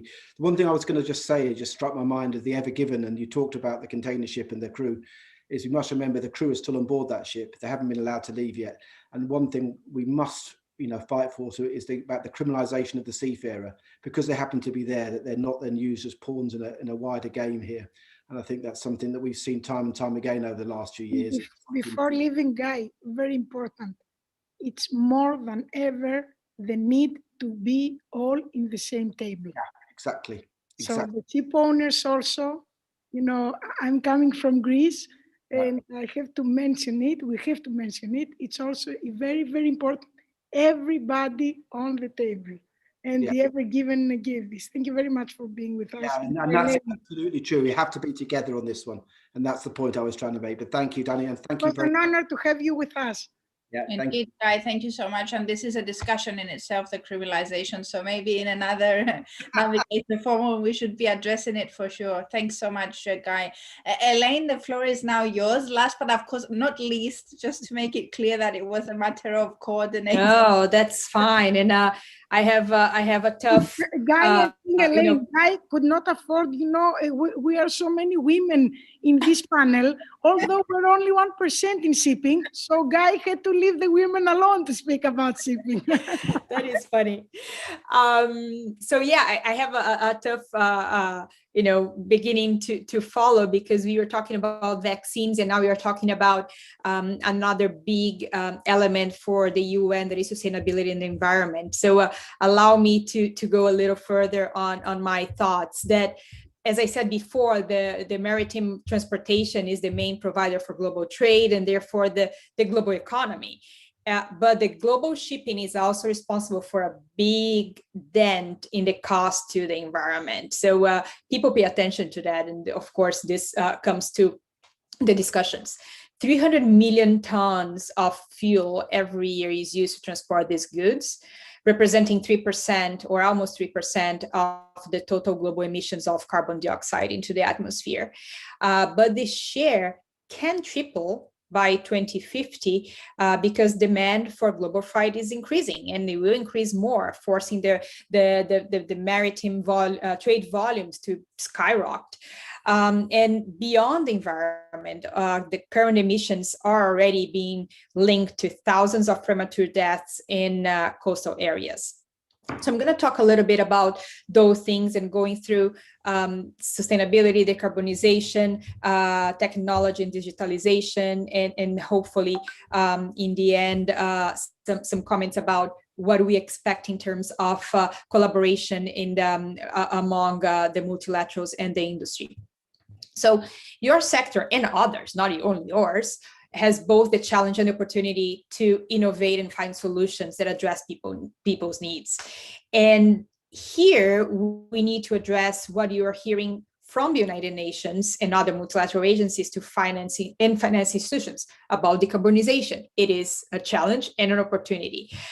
So some of my silly comments here that I'm not specialized in environmental decarbonization, but a lot of people get very worried and comment about how richer Elon Musk and Jeff Bezos became last year. And let's turn the focus a little bit from the size that Amazon reached, the 1.5 trillion in value, but instead let's learn from some lessons that seems to drive their success, how technology and digitalization, and as Margie was saying, data, helped overcome the challenges in their industry, because it's not a easy path for them either. And I dare to say not to use the technology only to rejuvenate, but also innovate, because it's not only how you update your current technology into a new one, but you also innovate and bring new things. How to study and develop your sector scenarios to develop your commercial and operation strategy. So it's hopefully common sense that climate change is real and need action. Does not matter where you are and what sector you represent. In particularly you, with the need for the so-called zero carbon shipping, we will need to transition towards cleaner operations. And this can be achieved with only if multi-stakeholders collaborate and work together to innovate and benefit the planet's environment, plus customers and shipping companies. I mean, everybody's together in the same ship. I'm sorry, my joke. The demand for decarbonization in shipping is forcing the developing the energy and technical solutions for the supply. The demand from, number one, the customers that want green transportation, even willing to pay a premium for this new way of doing their business, which includes processes that certify, document, and verify the sustainability of the whole supply chain. Number two, your employees that demand the responsibility and the leadership of their companies. And finally, number three, the new generation of investors and future employees who are calling for effects action towards sustainability. And why do I bring the new generation of investors to the discussion? Here's where the blue economy plays a role, because blue finance is a highlight nowadays in this type of business, and both coastal and other ocean-related investments, because not only renewable energy will become scarce when all sorts of transportation demand for it, but also when investors demand a sustainable investment. 2050, or in the next 30 years, will go faster, and a lot of change will happen, not only in your industry, but all the other ones. And investors are working on the definitions of the net zero portfolios, issues around the measuring of their carbon footprint as of a portfolio, how they are investing their funding, including things that I don't understand, or I don't have the details, the scope 1, 2, and 3 of emissions exposure on their framework. And the climate change metrics and data solutions for identifying climate risks and opportunities. So, but there's no shoe fits all here. There are several types of clean fuels. We know that, from hydrogen to ammonia to methanol and ethanol. I'm Brazilian. I grew up in the 80s when sugarcane was suddenly being used to produce ethanol to replace gas in cars when the oil price skyrocketed. And of course, there are the biofuels and the solar, wind, hydro, nuclear energy to be researched and adapted and used by your industry and others. So it's not only about to decide what size of ships to transport bulk or tank right now. It's how to replace or adapt the current fleet of 70,000 vessels in one or a multi-fuel option. And it's not only if you own or operate your assets, but the kind and size of the vessels you have, or which region you operate in. You now need to find the customer base that is willing to pay the premium to get the zero carbon transportation. So this awareness takes time and resources. So we're still in the financing world, how to take advantage of the search for decarbonization of portfolios in the net zero and green investors come to play for you. And the public sector is making money available at lower rates to buffer some of these risks. And I like that, I think was Guy saying or Margie was saying to reward the first movers on this. It is cheaper money for some of the risks that you're doing your transition. So if the sector sets ambitious targets, you measure it, and you have the right incentives, you're all up for, you know, a bumpy but surely transition road ahead soon. And the customers want it. The energy resources and technology are available, and financing for investment is available. So there is a need for, you know, demonstrating projects, pilot, early stage projects that transport maritime cargo using these zero carbon fuels and technologies. And this is a new way of doing business for you. And just to mention a couple of colleagues in the multilateral world, EBRD, the European Developing Bank, has committed to dedicating most of its investments, so over more than 50%, to support the transition to a green economy by 2025, so in 4 years. The alignment with the Paris Agreement would commit the bank to only making investments consistent with the goals of the 2030 agenda, namely holding the increase in the global average temperature to well below the 2 degrees Celsius above the pre-industrial levels, and pursuing efforts to limit that increase to 1.5 degrees Celsius. And the president, Renaud Basso, said, we are putting our full weight behind the net zero transition. And just 2 weeks ago, my colleagues at the World Bank here in the DC area, at the close of their spring meetings with the IMF, the World Bank stressed that the strong international coordination is urgently needed to contain the impacts of the COVID-19 pandemic, to resume progress towards developing goals, and to create the groundwork for green, resilient, and inclusive development. So here comes the collaboration thoughts that you're not alone. I mean, your industry is not alone, it's a challenge, but of course, the global regulation is needed to align all your players, the players in your sector. And here is where working closely with the UN member states and the International Maritime Organization is necessary. It's public knowledge that, you know, Asian countries like China, Korea, Singapore, and Japan want to step ahead and lead the drive towards zero carbon shipping. It's a matter of short time to see larger commercial vessels announcing their decarbonizing efforts from methanol to ammonia. And the future energy use, including the diversification, the cutting air pollution, and reducing greenhouse gas emissions, is to play. You need to, you know, start working on that. Or of course, you're already working on that, but the new technology options currently available, the status of their adoption, and the government plans aimed at influencing future developments in the sector. So while existing ships are running partially on green fuels already, new ships will be built with a zero carbon multi-fuel capability.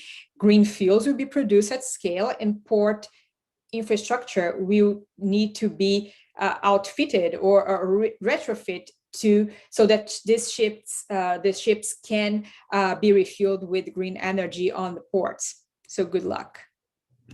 Thank you very much, Elaine, for that. Unfortunately, with that, we're running out of time. I understand. I see Danai there is counting the minutes, but this discussion could go on for so many hours. I mean, it's so enlightening. It's been so enlightening.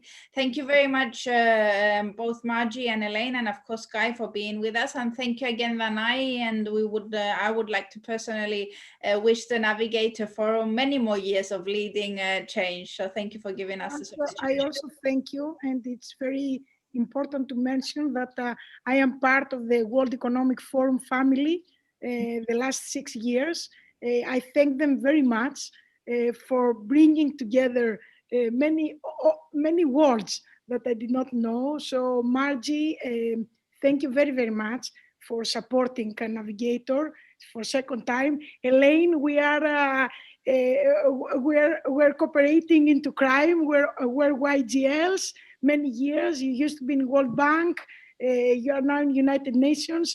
And Gina, also a big thank you for having such an important discussion. The dialogue will continue, and let's hope next time in Athens. Margie, Elaine, Gina, thank you very, very much for the honor to be with us. Thank you. Thank you so much. At this moment, I will pass to a video that we have wishes for our 30th anniversary, and what a greater video to bring together the family of the Greek shipping with the family of Navigator from the worldwide shipping family, and the next two panels that will follow with Navigator's family, with our members from all over the world. So let's play the video, and now and after we're going to the panel of our port agencies.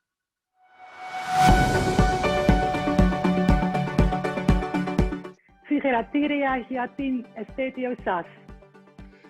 Yes, you all there. Here is the Multraship team. We are happy with your anniversary.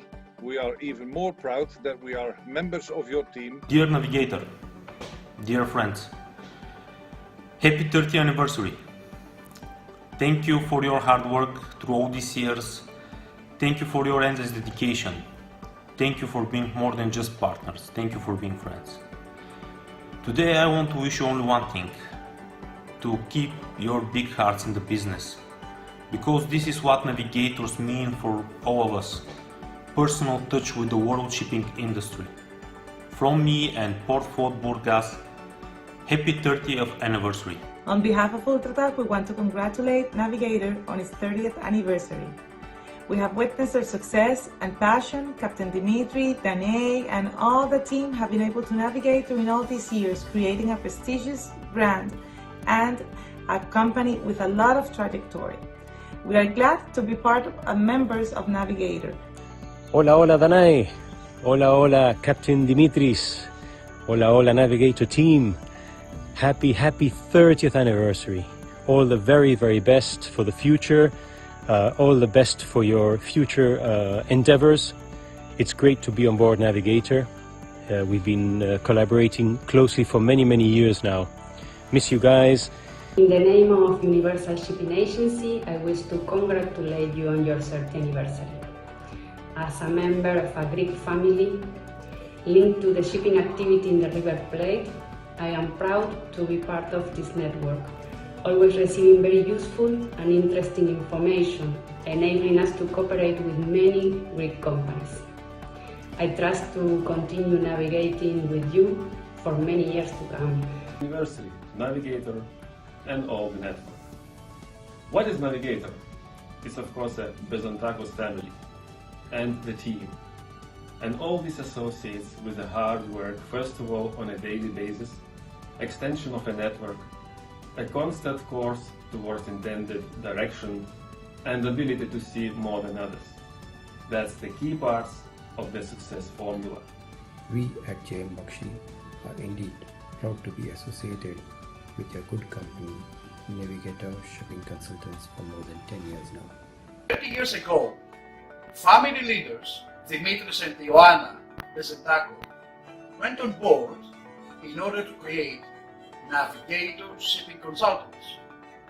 20 years ago, the mermaid of the Bezentakos family, Danae, just wanted to see all the rocks, all the islands, all the countries of the earth, thus creating Navigator Shipping Decision Makers Forum. I'm lucky and proud that I follow Bezentakos family achievement from the Navigator brand name in agency, consultancy, and of course, organization of forums and conferences. Why? Simply because they manage to gather together thousands of maritime executives from all over the world. And this is a real blessing. Happy anniversary, Navigator. Keep inspiring us and continue the trip of success with pride. Happy anniversary. Navigator Shipping Consultants is not just about a business operation, but it is a group of people and a family that have actively gotten out into the market to bring people and ideas together. And the American Club has been very proud to work with and cooperate with Navigator for over the past decade. We look forward to continuing the cooperation. We wish them a very, very happy anniversary. And I, Captain Dimitris and family, congratulations on the 30 years anniversary of the Navigator Shipping Consultants and the 20 years of the Navigator Shipping Decision Makers Forum. I wish that you will keep the same energy, and creativity that you have shown all these years, and I wish you also the same and even more success on the upcoming years. Your dedication and expertise in the Greek shipping company promote the value of the family-owned company. Navigator, although 30 years old, has not lost its pioneering character. Congratulations to Danai Bezadakou. I wish Navigator to continue its route as an excellent meeting point for the shipping community. Well done. Dear Danai, I wish you all the best for the years to come, and I totally support the idea of Navigator as a valuable asset for the shipping industry. It's always been a pleasure working with such valuable partners. We wish you many more years of corporate success and many more successful and fruitful corporations. Your history speaks itself about your marvelous performance in the industry. Your history predicts your future, which will be more than great. Thank you so much for the excellent cooperation. Keep up the good work, and we wish you all the best for the next 30 years. 30 years of Navigators Consulting, 20 years of amazing forums, what an accomplishment. Then I thank you for creating all these exceptional forums, which I had the opportunity to speak, to learn, to share ideas. Congratulations on all of your achievements. On behalf of Swedish Cloud Piraeus office, we wish to relay our best wishes to Navigator and the relevant forum. May there be many more anniversaries to celebrate, and thank you for your cooperation. Manches Cooper would like to congratulate Navigator on the occasion of their 30th anniversary. And also many congratulations to Navigator Forum for 20 years. We have been supporting the forum for the last 2-3 years, and we can clearly see the impact into the maritime industry. Well done. May you have many more years of success, health, and happiness. I would like to wish happy birthday to Navigator for their 30 years, and also a happy birthday to their forum for their 20 years. This forum is something which is a lot more than a conference. All these years, the topics discussed and analyzed have influenced remarkably the perception of shipping evolution and had a big impact on the shipping executive's decision.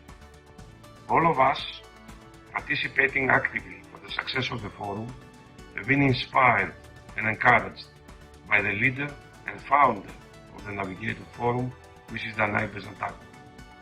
An excellent person with admirable enthusiasm and persistence, who intrigued and empowered all of us and forged ahead with what the shipping industry needed.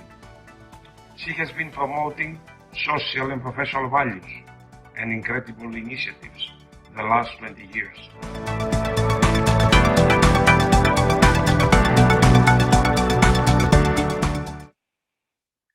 So how can we say no to some of the wishes? So we had to include most of them because it's 30 years and we wanted to have all of our friends that they sent wishes from all over the world.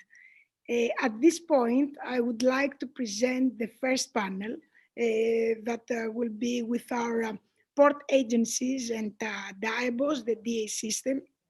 And I would like to thank our network, because the agency network at first, and then we will go to the towage network, because all this year of pandemic, they supported the Greek shipping companies 24/365. We had no problems at all, and everything has been in a great professional way.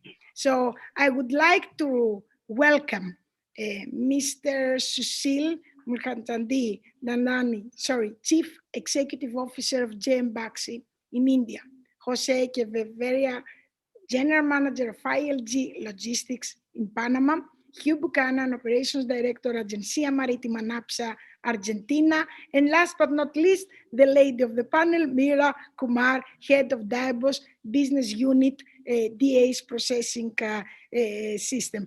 Thank you very much. It is so great. I cannot hug you, and you know how much I'm missing hugging and saying our news, but it's important that even like this, we can communicate Navigator's family to the shipping world. So everybody's okay? Great. I would like to start with Susil and Jem Baxi of India. Susil, thank you very much.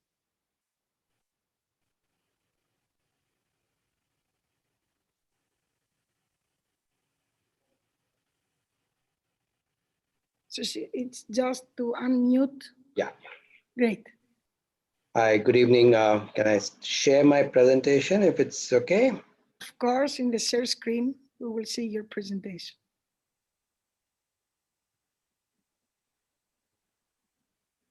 It's visible? Great. Right? Great. So first of all, Danae, thank you so much for giving us this opportunity. It's really a pleasure to be part of your 30th anniversary, the Navigator Forum. 30 years, and of which 10 years we have been with you, and it has been a great association so far. And we hope to continue this association in coming future also. Just to introduce us, we are JM Bakshi, one of the, well, basically India's premier shipping services company. We are the oldest shipping agency in India, which is 105 years old. So it's more than a century of serving the shipping interests in India and to all the principals worldwide. As on date, we handle more than 5,000 ship calls every year in different ports. In fact, we are the only agency in India that has got an office in every big and small port of the country. And we have our values, which is firmly entrenched because it's a family organization. So the humility, honesty, it percolates right from our owners down to every individual in every office of our group. And it's not just on paper, we practically follow this, and every principal who has dealt with us will vouch for that. Our JM Bakshi Group started as a shipping support services, but has diversified into 4 verticals. The first services, which I am representing. Then second is the logistics vertical, wherein we have end-to-end logistics for all types of cargoes, whether it is bulk, break bulk, heavy lifts, containers. So we provide end-to-end logistics, including the sea freight, the air freight, the road haulage, rail haulage, whatever type of logistics support required in India, we are there. We also diversified in last 2 decades into infrastructure. So we are operating container terminals, we are operating break bulk terminals, and we are operating container freight stations. So that's the infrastructure vertical. And lastly, the technology vertical, of which Mira is one of the members, and Portal, the 2 sections wherein it provides the platform for various transactions by the shipping fraternity. Something which the speaker in the last panel was mentioning about the way automation has come about during the COVID period and the way people like Jeff Bezos and all have grown. We are, of course, nowhere close to that, but automation is the key going forward, and we are catching up there. We handle all types of agencies, whether it's tramp, full agencies, charterers agencies. We represent different ship owners, different charterers all over the world, providing various kinds of services from A to Z. You name the service in India, and we are there to provide that.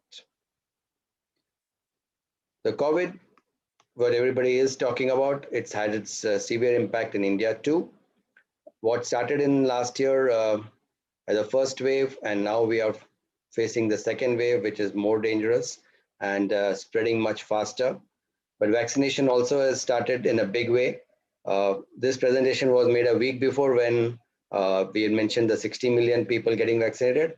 But as on date, in last 2 weeks, it has touched 120 million. So more than double have been vaccinated. I think it's more than the population of some other countries itself that the vaccination in India has taken place. But that, as they say, whenever there's an adversity, there's also some opportunities and some good things happen. So in India, the thing that has helped us on the automation side. Now, the custom side, there is a new regulations called Sea Cargo Manifest Regulation. which JM Bakshi has been well versed, possibly one of the very few agencies that have geared itself to comply with the regulations that has been floated by the customs in last few months. We also have been able to update our principles on real-time basis through our website, which is a newly formed interactive website. All of you are most welcome to visit this website to see how we have really evolved in the COVID period to report to our principals and also give them the information on real-time basis. This website is also enabling the ship owners and charterers and brokers to work out the PDA on their own. So it's total transparency. Every port, every berth in India, you name it, and you can calculate the port disbursement charges which are available at your fingertips. What also happened during the COVID period is that we formed the Nerve Center in Mumbai, which is still prevalent, and this comprises of senior management. So all the things that are happening in any port is known to this Nerve Center, and the decisions are taken immediately to cater to whatever requirements the principals have. All our offices in all the branches are equipped with high quality PPE. All our people who are going on ships, they have the right kind of the masks and sanitizers and high-vis jackets, you name the PPE that is required to work in a port, and we are given that. Just to give a little brief of what's happening in the cargo trade in India over the last 1 year, there have been mixed trends. Some commodities, I won't get into each, but some commodities have had a downfall and then picked up, and some commodities like crude and all had a downfall, but some commodities had a growth even during the COVID time. So whether it is the edible oils, whether it is the LNG, the steel and project cargo, so all this had a good growth during the COVID times. And even the container traffic was growing. Of late, the agri products have seen a remarkable increase in India. The COVID had its impact on the number of calls. In the previous year, 1920, non-container traffic, this is only non-container, not the container traffic, was 27,678 calls, whereas in the COVID year, that is last financial year, it was 24,000. So yes, there was a reduction in the number of calls in India. So we have the data available for all the ports. Anybody requiring any time, it can be made available. One thing that we are very proud to say that during COVID times, we were the only agency that handled maximum crew change, and we were the first ones to handle in all the ports and effect the crew change as per the procedures laid down by the government authorities, the port authorities, the custom authorities. We were there for the crew to be signed off, both Indian and foreign crew, and we handled more than 23,000 crew during this last 1 year. So it has been a stupendous effort, which has helped a lot of seafarers reach safely home to different parts of the country.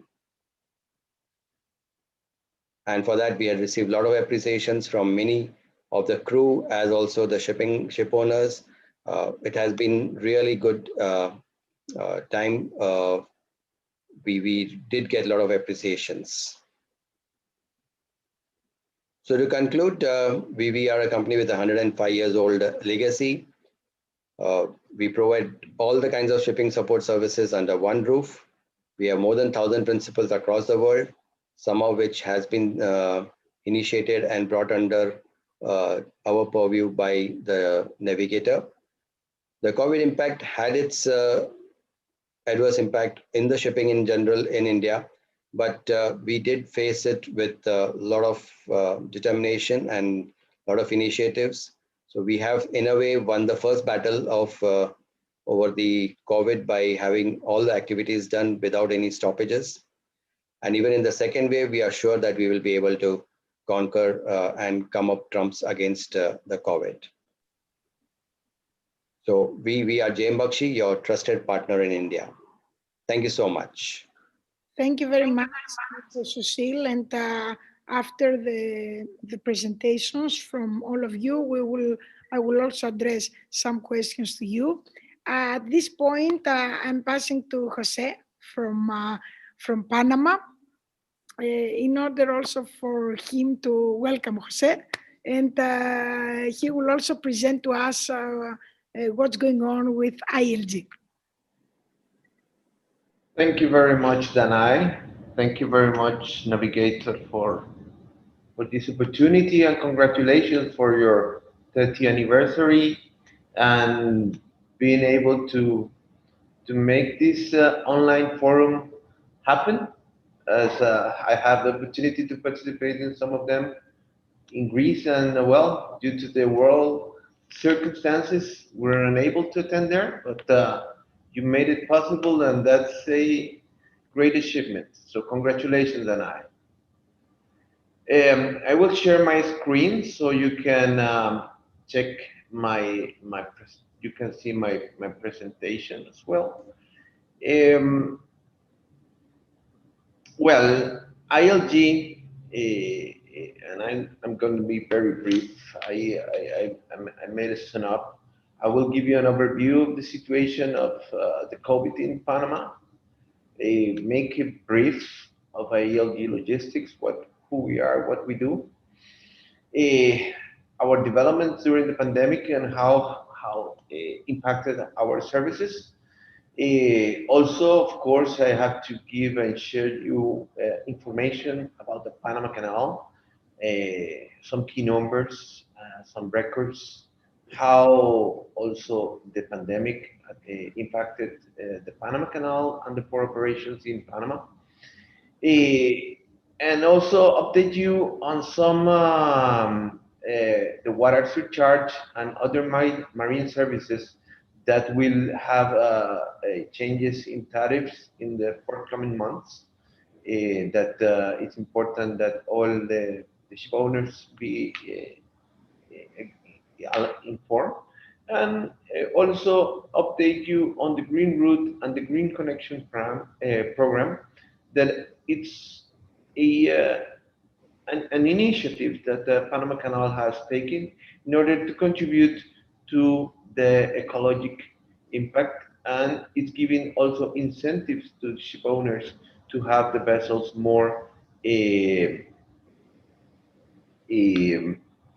line with the ecologic initiatives. So without being further, this is how the COVID has impacted Panama. I must say that Panama, being a small country of only 4 million people, having cases, and we reached a peak of 25 cases in one day at the end of the 2020. That was a huge, and it drove the sanitary authorities into a crisis. But nevertheless, nowadays the situation with the COVID is relatively under control, and nowadays we have approximately 200 cases per day. So now I would say that the situation of the COVID is relatively under control. Panama, so far we have nearly 360,000 cases, and nowadays also have vaccinated 600,000 people. So let's say that nearly 50% of the people at least already have one dose of the vaccine. Panama had two lockdowns, have had two major lockdowns, one which was very long and impacted severely the economy. That was from the second week of March up to the end of September 2020. The second lockdown or general lockdown was from the third week of December 2020 up to February 2021. During these lockdowns, especially on the first one, the airport was closed to commercial passenger flights during the whole lockdown. Cruise vessels were banned from berthing at Panamanian ports, but nevertheless, the Panama Canal did not stop, nor the Panamanian ports did not stop port operations during the crisis. About ILG, well, we are a company that already have over 40 years of experience. We are in the Costa Rican stock exchange. We are fiscalized, and we're a Fitch rating company. Are periodically evaluated. We're members of several networks around the world: Project Logistics Alliance, um, Florida Cruise Shipping Association. We are ISO certified. We are also BASC certified. We have very good relationships, not only in Panama, but also in the whole Central America region. This is our footprint. We started in Costa Rica, but expanded to the whole Central America region since the early 2000s, and now we have operations in the whole Central America region and Dominican Republic. We provide. We are not only a ship agent. We are provide all type of services regarding the international supply chain. We define ourselves as a logistics operator capable of providing international transportation in all its modes: custom brokers, warehouse management, inventory management, cargo consolidation, and of course, ship agents and ship brokers. We're not only break bulk agents and tanker vessel agents, but we also represent some in, regular liner vessels in Costa Rica and Nicaragua. And we, of course, are Panama Canal transit agents. Our services in Panama, we're, as I said, Panama Canal transit agents, port agents, and husbandry agents. We provide the full scope of services in the Panama Canal, having experienced and repeatable staff, have very good communication with the port captains, and keep daily reports to all of our customers online via chat, and and keep updated on the Panama Canal situation that changes every day, and really have an impact on our owners. We try to do customized SOPs for each customer to establish the adequate communication and reporting procedures. Um, Also, we are port agents. We're experts in break bulk cargoes, steel and projects, tanker operation, ship-to-ship operations, um, and we also have very good communication with the port management in order to get commitments and secure smooth and quick operations. Um, Also, the husbandry part, the husbandry services, we support our vessel owners and managers with full husbandry services, spare part deliveries, crew changes, medical assistance to seamen when needed, cash to master, coordination of bunkers, provision, garbage collection, inspection, repairs, act as owners protecting agents, and legal support. One of the key success for us to make it that we have during the pandemic crisis was that we become one of the pioneer in crew changes in Panama. Although that the airports were closed in most of the Central America region, we managed and led the initiative to make happen the crew changes. We were able to bring humanitarian assistance to 8 cruise ships, providing stores, supplies, and the reputation of nearly 560 seamen in Central America during the pandemic. And after the airports were open, we took the lead in also being able to assist all of our owners on the sea, on the crew changes in as the regulations keep changing, but have found the ways to make sure and keep reliability during the crew changes in order to make them happen whenever is needed. The CTMs, the spare part deliveries, we are proud to say that we have a 99% of accomplishment on the requirements in order not to miss the schedule of the vessels. Of course, we will have changed our ways of meeting our customers through virtual meetings, video calls, and make to keep our personal contact with our customers.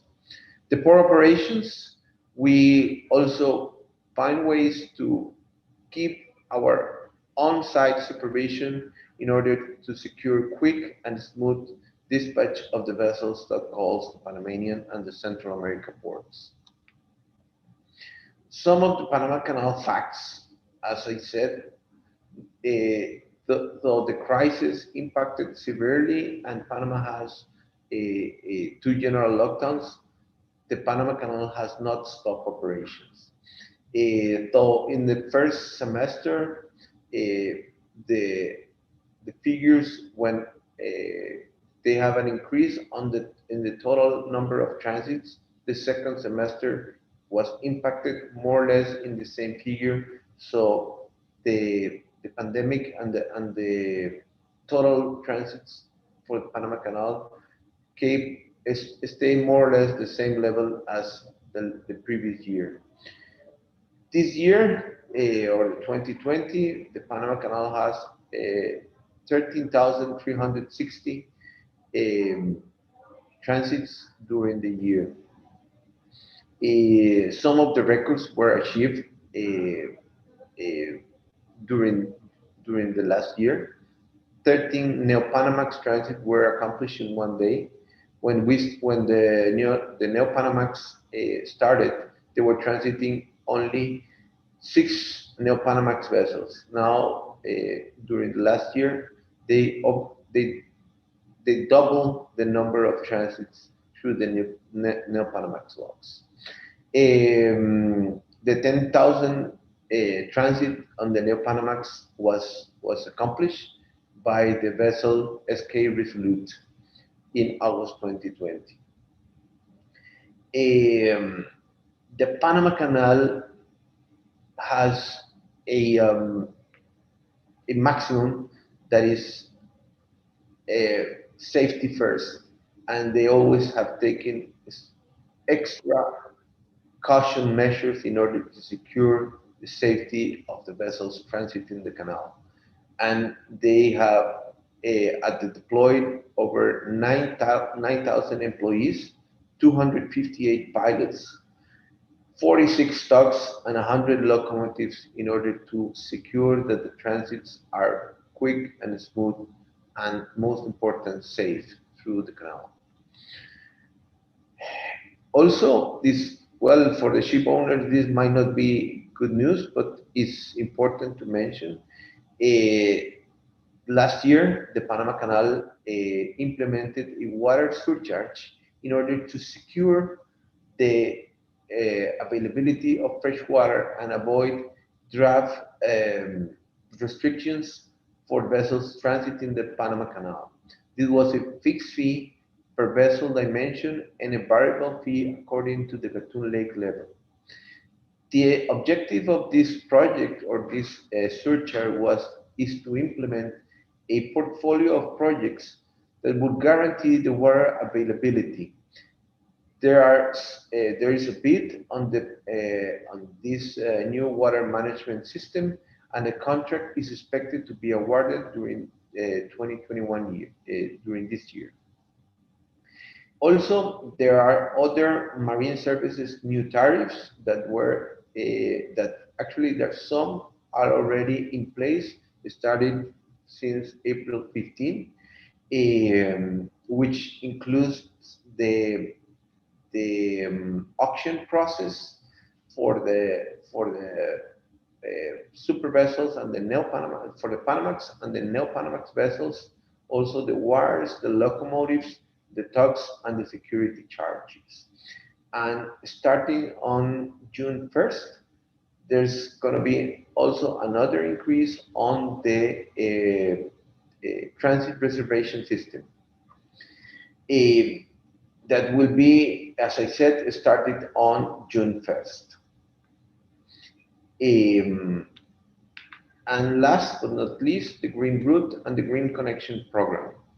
The objective of this program is to help the shipping industry to mitigate the environmental impact, reduce the greenhouse gas emissions. The vessel must comply with an environmental ship index, and when they accomplish this and get at least 35 points in the level, a scorecard will be given to this vessel, and the benefits for the owners that have vessels complying with this they will award with a number of transit portion with the percentage of points in the number of transit portion in the customer ranking to improve their position in the ranking. The benefit of this is that when coming to auctions or slot assignments when competition, the slots are always awarded to the highest ranking bidder. So in order to end my presentation, thank you very much. And Danai, thank you for allowing us. You try to convince us that Panama Canal is better to transit through Panama Canal. Absolutely. This is why you wanted more time. Thank you very much, Jose. And very quickly, I will pass the microphone to Hugh Buchanan of Agencia Marítima NAVSA. We are together almost 30 years, I can say. So it is a great pleasure. It's not so easy to see you virtually, Hugh. In normal life, we're meeting and we're hugging. So I'm very happy that you're also here together with us, and welcome. Thank you. Thank you so much. You can hear me okay, Danai? And yeah? Everything great. Good. Okay. Thank you, Danai, for allowing us to join the forum, and congratulations again on your 30th year anniversary. It's a pleasure to share this very quick presentation of mine with all our colleagues, which are online now. But before doing that, I just want to say a big thank you to the Bezantakos family for all the support which has been provided to us over so many years. It's friendship, it's support, it's authentic interest to help us, and it's very much appreciated. Okay. Not being an expert myself on technology, I mean, I'm a seafarer, or I was a seafarer before, but I will do my best to try and share my screen. So let's give it a go, yeah? I mean, I'll start now trying to do a screen share. I'm not sure if it's visible at the moment to you. No, it's not yet. Now it is starting. Everything great. You see? Okay. Nobody is perfect except the captain. So you used to travel on board, you're perfect. No. Only Captain Dimitris Bezantakos is perfect. Great, Hugh. Thank you. Anyway, so, Agencia Marítima NAVSA was started in 1987. That's more than 30 years ago. It was started by an entrepreneur based here in Argentina. And ever since then, ever since inception, it has grown steadily to become today one of the leading shipping enterprises in the country and in the area, in fact. So having said that, I would just like to clarify that we provide mainly agency services in Argentina, but we do so as well in Uruguay. Of course, in Uruguay, we do not have our own office, so we subcontract and coordinate and arrange all operations through our headquarters in Argentina. Since inception, since NAVSA was started, in 1987, we have handled a huge amount of vessels. As you can see on the screen, more than 22,000 ships have come through our hands or have been handled through us. And this implies more than 31,000 port calls. Our headquarters are in Buenos Aires, although during the last year, at least a year now, we have not been physically attending the office, which means we have all been working remotely. In fact, myself, I am no longer in Argentina as we speak. I am in Uruguay at the moment across the River Plate. But we have learned. It's been a tough process initially in March and April last year, but we managed.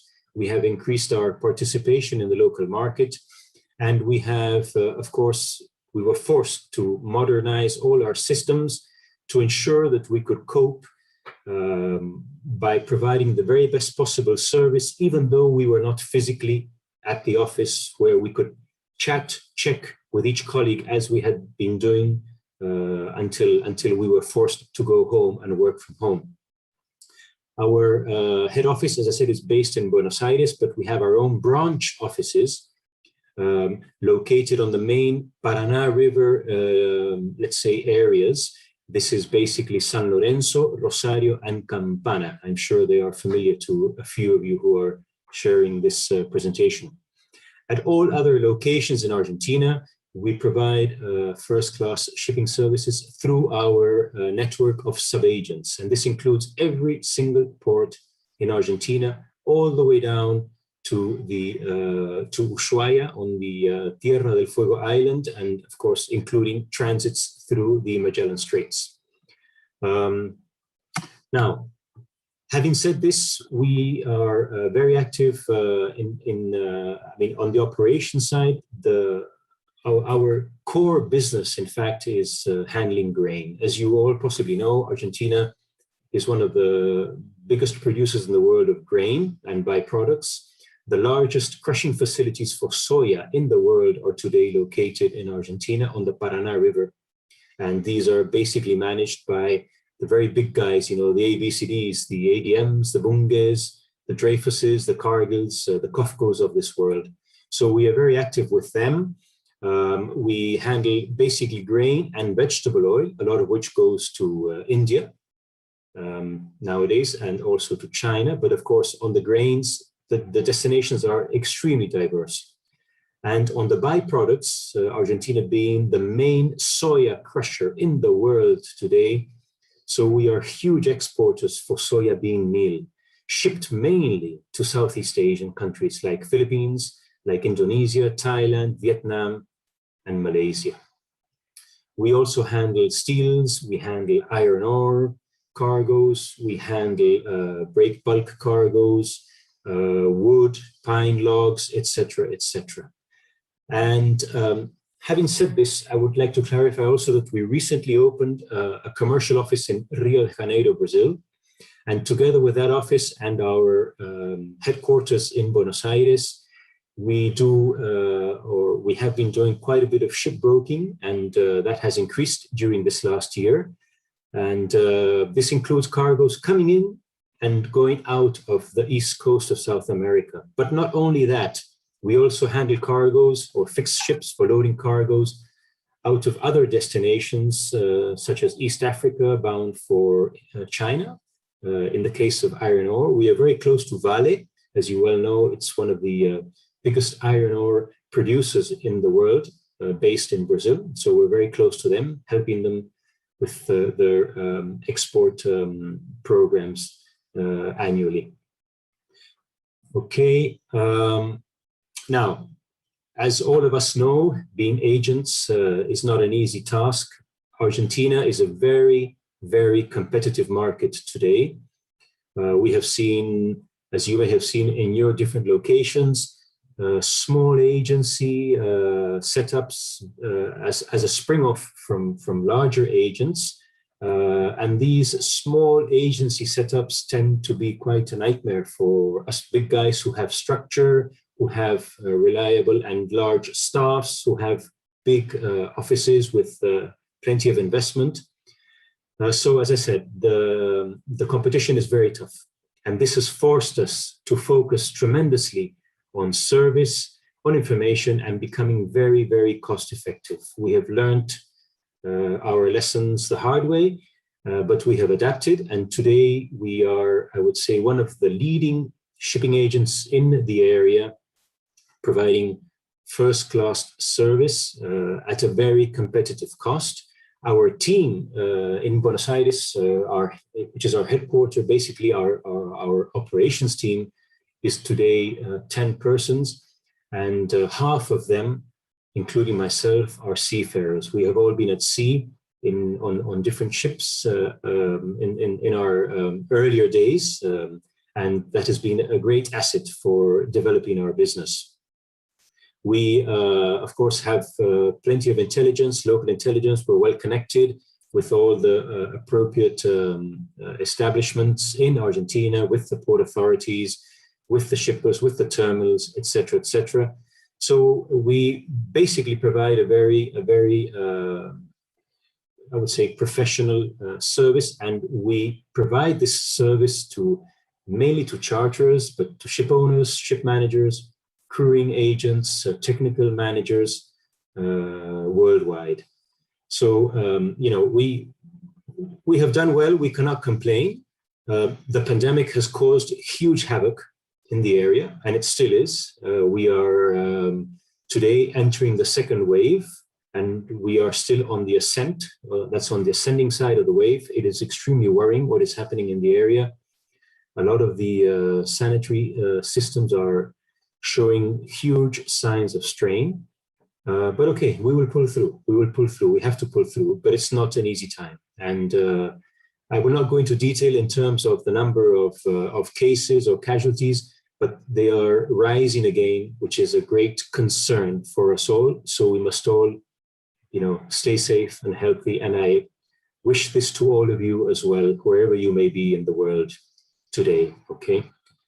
And just to close or approach my closing of this very brief presentation, we became MACN members a few months ago. This is the Maritime Anti-Corruption Network, which we joined to try with collective action to fight and defeat corruption in the maritime industry in this area.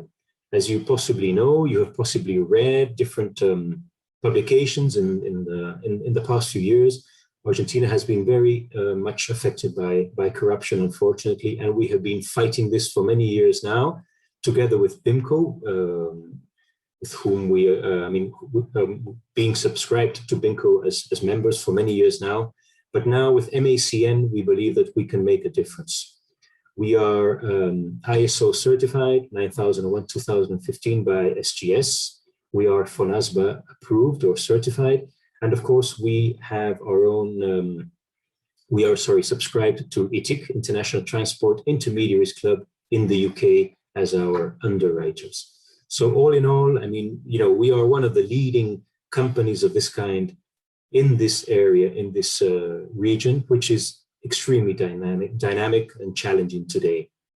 And not to bore you with very much more, I think what I will do is sign off with a very quick message to the Bezantakos family. Yeah? I know I said this before at the initiation of my presentation, but it's been a long time. We have endured a lot of hardships in our 30 plus years, and thanks to Navigator, we have, let's say, surfed the waves in the very best possible way which we could. So Danai, Captain Dimitris, Bezantakos family, your fantastic teams, thank you so much. And since you are based in Greece, and a country which we love, and which we are similar in terms of, the Latin style, I cannot close without congratulating the tremendous and magnificent job which the Hellenic shipping community as a whole has done until this date. It's magnificent, it's unbelievable. So let's hope that we can all meet again soon, personally, please, personally. This of Zooming here and there and everywhere, it's not the best. So let's hope that the world will go back to normality soon, and maybe we can meet with Danai and those who are who have joined this panel now. So thank you for your patience. Muchas gracias. Muchas gracias. Thank you too. Thank you too. And the good thing is that we heard from the international organizations that the vaccination is a priority. And I think that the better the vaccination goes, the sooner we will meet. And, crises always bring opportunities also. So I think that we will try to become better through this crisis. Thank you very much, Hugh. Mira from Diabos, Mira Kumar, she will also make a short presentation for Diabos, the DA's system business unit. We are also cooperating with Diabos many years. It's also very important to see the technological side of the DAs, but also, as we said initially, to be with technology, but not technology to control us. So this is what we try to do with Diabos. Let's see what Mira has to say to us. Mira, welcome also. Thank you so much, Danai. And firstly, thank you so much for inviting me. It's been an absolute pleasure. I'm glad I logged in early. I'm glad I got to listen to all the wonderful speakers in the previous panel. I must tell you, it felt familiar. I'm a very proud fellow of the ICS. I really love the work they do. Also, after the COVID lockdown, I got an opportunity to volunteer with UNCITRAL on their working group 4 for electronic PLs. So it was so beautiful to see the kind of work they do and their opinions on how they're taking things forward. Thank you. Don't worry, I have a very brief presentation. I know you've saved me for the last, starting now.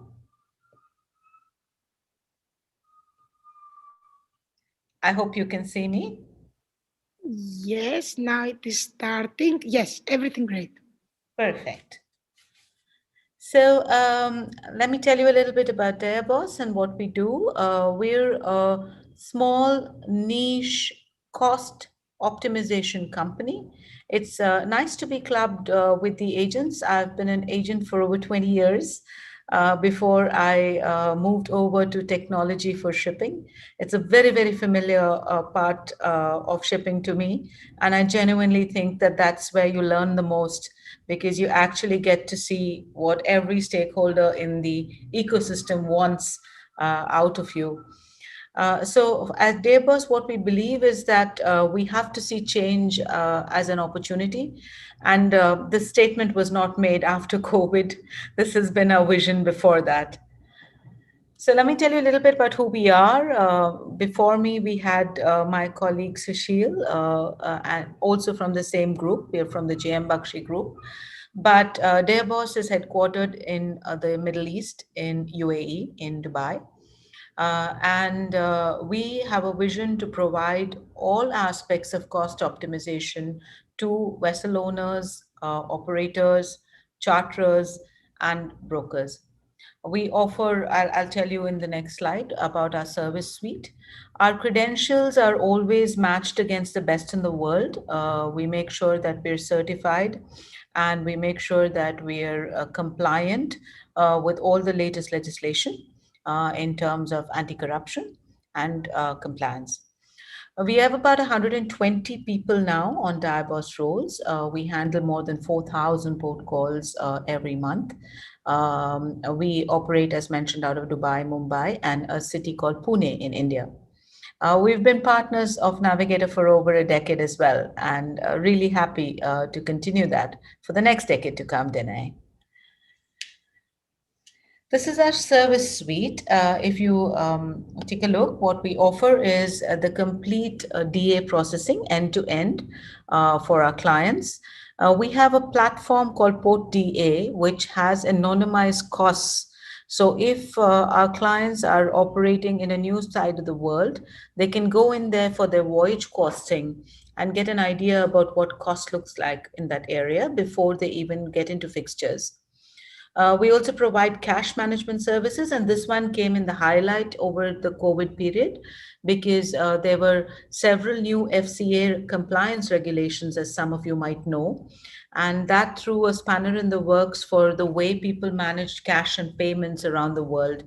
and obviously then hurt the agent, hurt the vessel, and hurt the principal alike.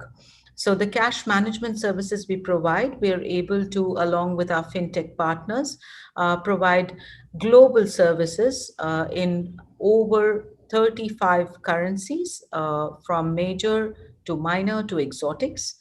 And we're able to provide a very, very cost effective way of delivering those cash management services. We also do vendor management. So for those operators who have direct contracts with their vendors and who then don't go through their agents, they often come to us and request us to handle the processing aspect of the vendor bill with the same cost vision that we take to disbursement accounting.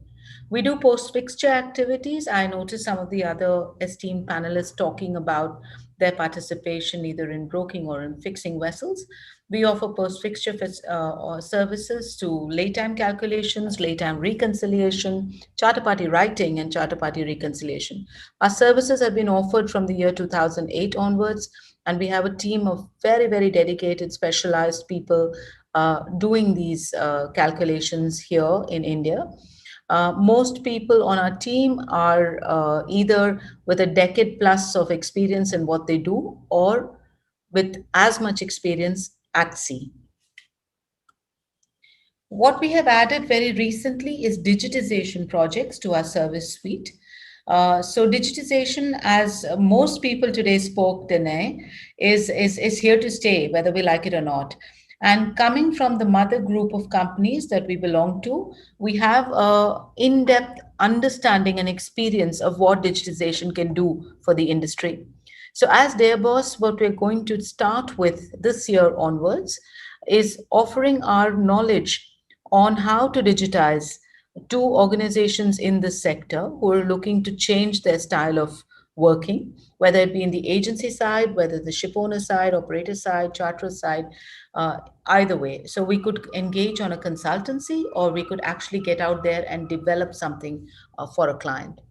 These are some of our satisfied clients. We're still a small company, but we're a people company. And I noticed, Danae, that most of the members on your panel, we seem to share similar values. So I can see why an organization like yours has picked a certain set of people. I kept hearing the same keywords, more about people, more about trust, of transparency, and that's very much what we stand for as well. You've asked me to also cover briefly technology, and while it's a topic very, very close to my heart, I've tried to keep it very brief. I think it's important to understand why now and what actually is driving the digital wave. It wasn't really COVID. For about 15 years before COVID, there's been a rising voice trying to convey to the shipping community that it's time to go digital. And the reasons are all very, very sound. So sustainability is something people talked about throughout, and technology aids sustainability. You talked about the green wave, Hugh, and technology is applied to deliver that. Efficiency or profit is the second one, and technology is critical for us to deliver that sort of efficiency in the next era of shipping. And finally, and the important and interesting one is the ecosystem. So, till now, we've all really been isolated in our own pockets. Nobody really cared too much what happened beyond their realm of liability or their realm of profitability. But now the ecosystem is here to stay.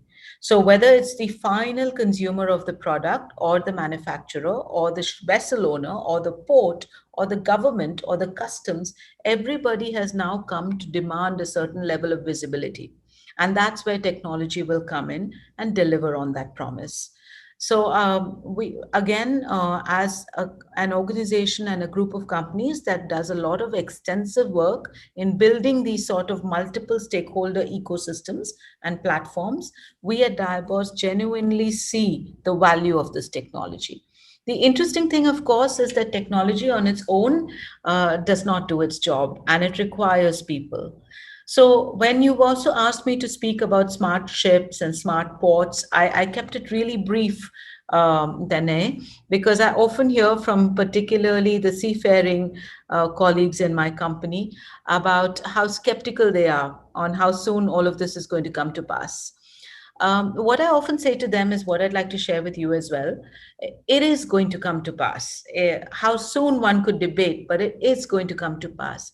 But what is never going to change is it's still going to be the people behind a company that will sell a brand. Because one can buy technology, but one cannot build the culture of an organization. And that's going to still, separate the winners from the wannabe winners, and that's the culture of shipping that's going to continue. So at Diabos, this is what we try and do. We have a cloud-based platform which we use for delivering our services. We're moving several leaps in technology. We're moving towards mobile apps, and we're moving towards more automation, but we always ensure we tell our clients that we're a people company. We didn't let go a single person through COVID. In fact, we continue to hire. We found that our people could actually communicate better with agents around the world. We work with around 8,500 agents around the world. We handle around 40,000 plus port calls. And in times like this, when the normal rules don't apply, it's important to have a human being who can assess the situation, talk to the person at the other side, and find the right solution for all parties concerned. So I'm going to close here, Danae. Thank you so much again. Thank you too. And very quickly, because we have also to pass to the panel of the towing companies, I would like to ask Sushil how you faced the difficulties during the pandemic.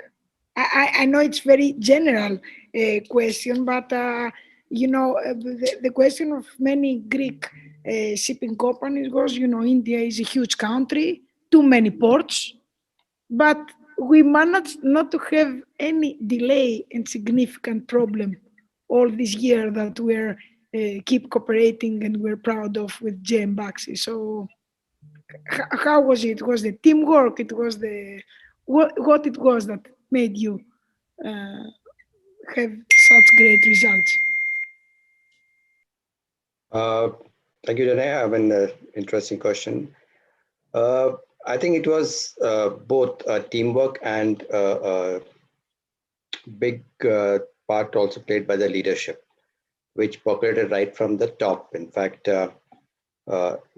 our managing director, Dhruv, Mr. Dhruv Kotak, down to the person in the port, everybody was involved. We, in anticipation, had taken a lot of initiatives well before the lockdown even happened. Knowing what happens in lockdown in other countries, we were, as soon as it was clamped in India, we had our whole mechanisms and systems in place. So there were, in fact, WhatsApp was possibly the most widely used application. And it really came in handy this time, where we had three major groups formed. One was at the leadership level, that is right at the managing director level, and all the chief executives of all the verticals, which I showed in the presentation. Second was at my level and my senior team. And third was all the branch heads. So each of them was aware of what's happening. The information passed either from top to bottom or from bottom to top in these three groups. So every new circular, every new information that was being rolled out by the various authorities was available to everyone within seconds or on virtually on real-time basis. Because the government authorities, initially there was a chaos, but eventually when they learned their things, they came out with various regulations and rules of berthing of the ships, of crew changes, and each of this was in a form of a circular or a notification which came from the DG shipping and from customs and from port authorities. So we were, because of our outreach, because we had an office in every port of the country, we knew what's happening, and that helped us to be one step ahead of the competition. We kept our principals informed on real-time basis. We developed a mobile app because our people couldn't be there moving around everywhere. So there was a mobile app through which is coming handy even today. The person, executive, even when he's on the ship or anywhere, he's moving around, he would update the vessel berthing status, vessel sailing status, the cargo position on daily basis, everything on mobile app. So he really didn't have to go back to the office in the COVID times. He didn't have to move around too much. So that was what helped. Our soldiers on the ground, what I in fact started calling them the brave hearts, because even during the pandemic, honestly, we at the head office were more ensconced in our homes, in the safety of our homes, if I may put. But the teams on the ground were there, going onto the ships with the proper PP. That is something that we really ensured that everybody had the top class masks and sanitizers with them. So these brave hearts actually ensured that the vessel's operations were never affected. They ensured that the vessels berthed and sailed on time. They ensured that the crew changes happened on time. So it was really amazing efforts by the people on the ground. Hats off to them. It is what actually all the appreciation that I showed in my presentation is thanks to them. One element that we ensured was the payments to the vendors on time. This was very important during the pandemic time, because if you don't make the payments to them on time, they wouldn't give you the service. Everybody wanted ready cash during that time. So that is something that we ensured. So overall, yeah, it was a good teamwork led by Ably right from the top to bottom. And that's what ensured that we cleared the pandemic times very clearly. With a history of more than 100 years, so it's very, very important.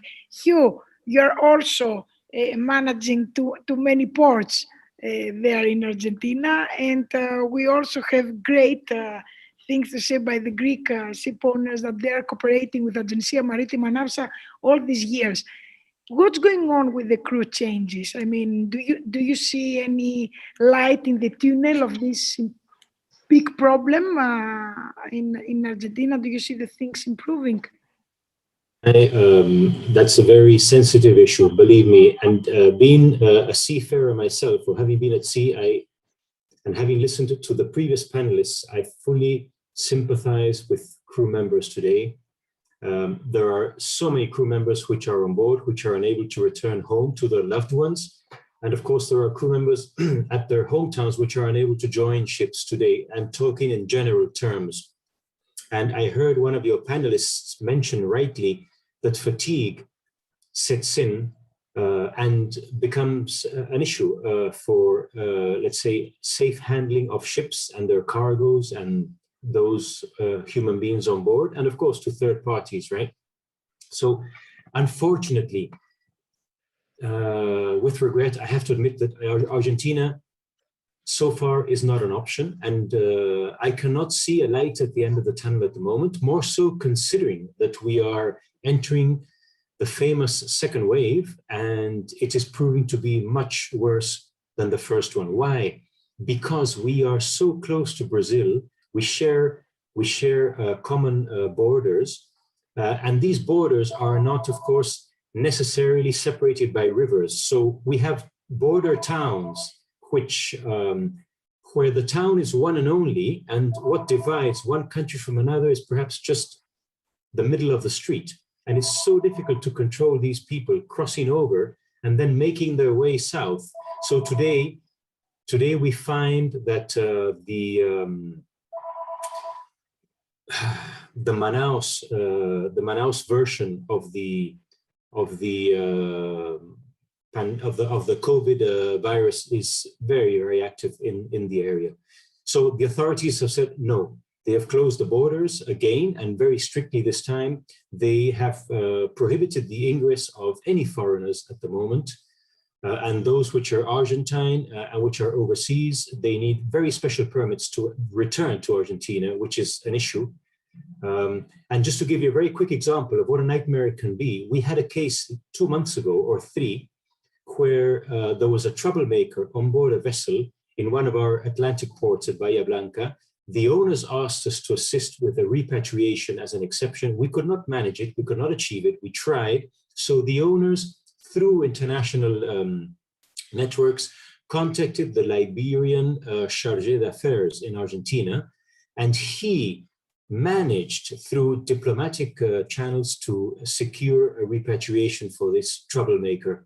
It took that troublemaker 12 days from the moment he disembarked from the vessel to reach the Philippines.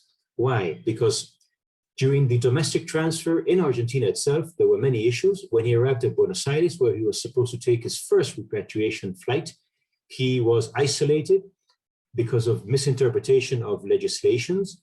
Finally, he was escorted to the airport. He flew to Santiago de Chile across the Andes to catch another flight to Brazil, and from there on to another European destination, and from there to the Philippines.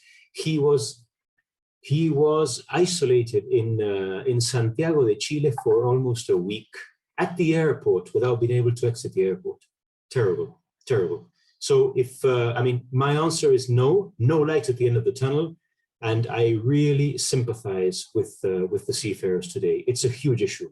And as a friend of mine that a captain has told me is that yes, Neptune Declaration, it's a step ahead, let's say. But if this is not being signed by the airline companies, how the crew members will be go back to their countries, and this is very difficult. So thank you very much for your feedback. It was very, very important. And Jose, there is a lot of discussion on the Ever Given. The canals is in the top 5 of many discussions all over the world. So could you give us some, let's say, some feedback on some measures that could be taken in order to avoid an Ever Given incident? Of course, you cannot see what's going on worldwide. You cannot see what's the weather conditions and the climate change and what's going on. But you have a huge experience of transit canals from thousands of vessels. So maybe you can give us a quick feedback. It cannot be quick, I know, but just the quickest you can, if what could be taken as measures to avoid such a huge incident that costs so much money. Yes, of course. And yes, actually, the Panama Canal Authority has followed up very closely the incident of the Ever Given in the Suez Canal, and we, the agents, have addressed and questioned if any additional measures have need to be taken. But to be honest, and we have seen this, and that's why the Panama Canal Administrator recently had made a press release, and they are making a lot of emphasis on safety first, because they take extra measures for everything. And sometimes I must say that some owners complain why they are so strict, and maybe being so strict, that's the reason why this type of event has been avoided. And so far, and knock on wood, that on the Panama Canal we have not seen this type of major incidents over 100 years that the Panama Canal has of existence. All vessels are pre-inspected prior to the transits, to make sure that all their systems are working. Also, whenever there's a slight failure or any detail that make the pilot safe and secure, a transit can be canceled, can be delayed, the vessel can be stopped or more at during the transit.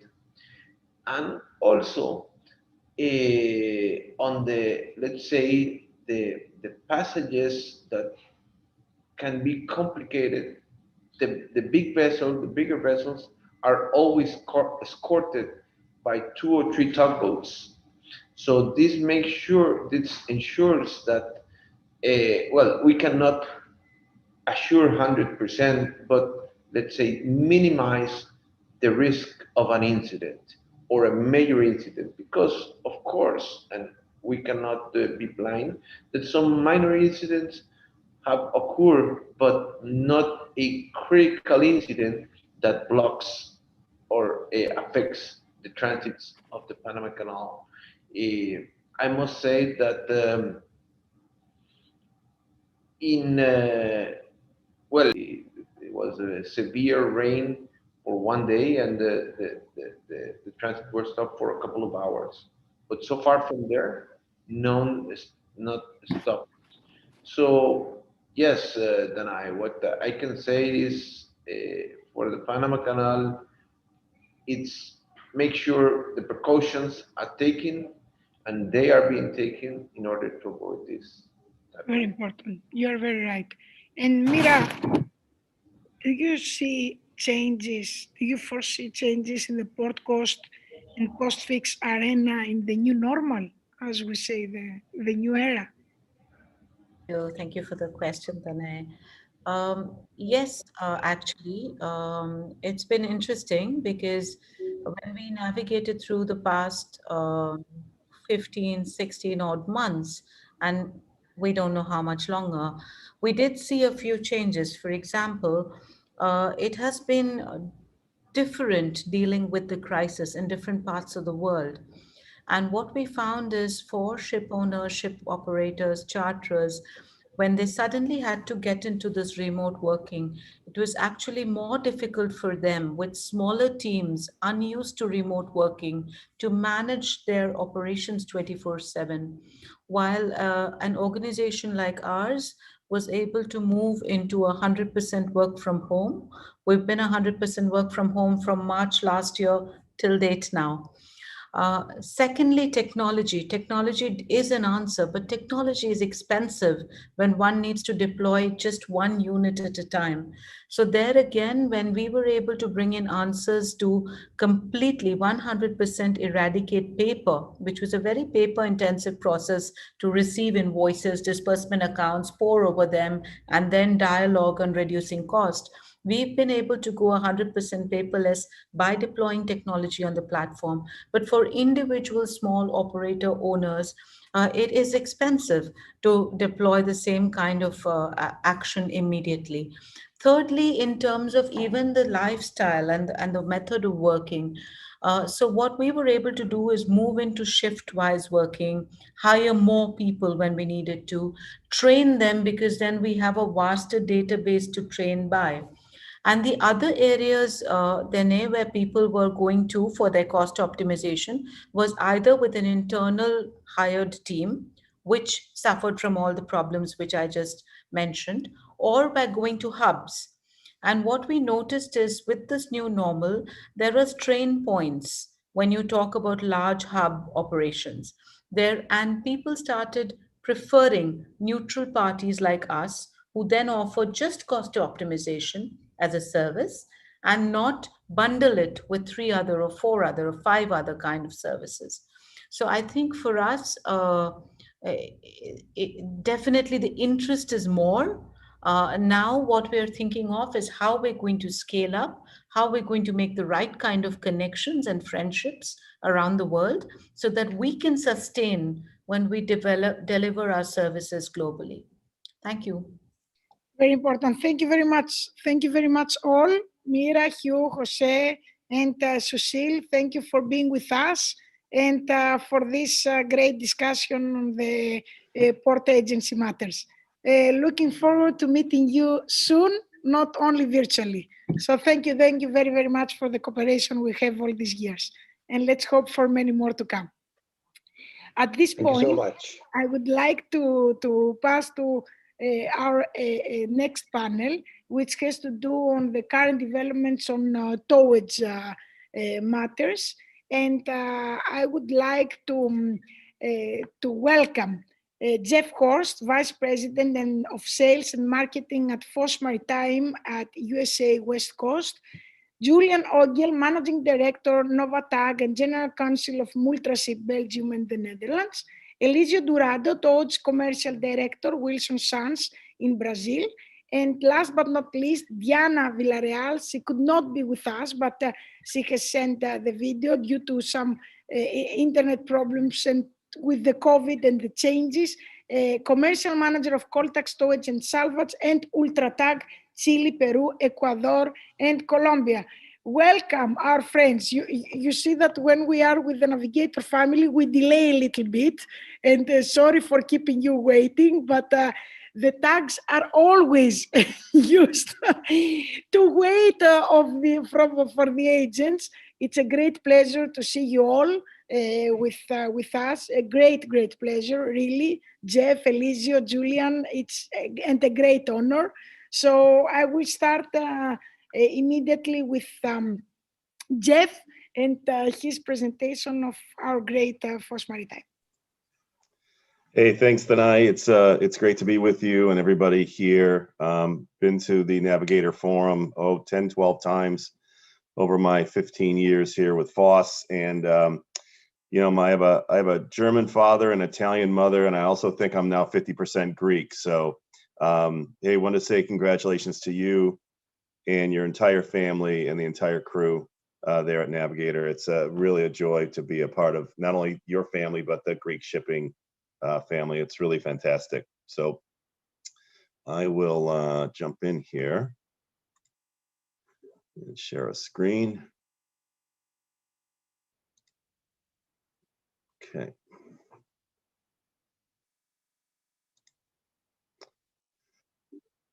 All right. Can you see that? Yes, we're seeing it. Okay, very good. So, so FOSS Maritime is a 131-year-old towage company located, headquartered in Seattle, Washington. There you go. We have operations in Alaska, Hawaii, and on the U.S. West Coast from Washington, Oregon, and California.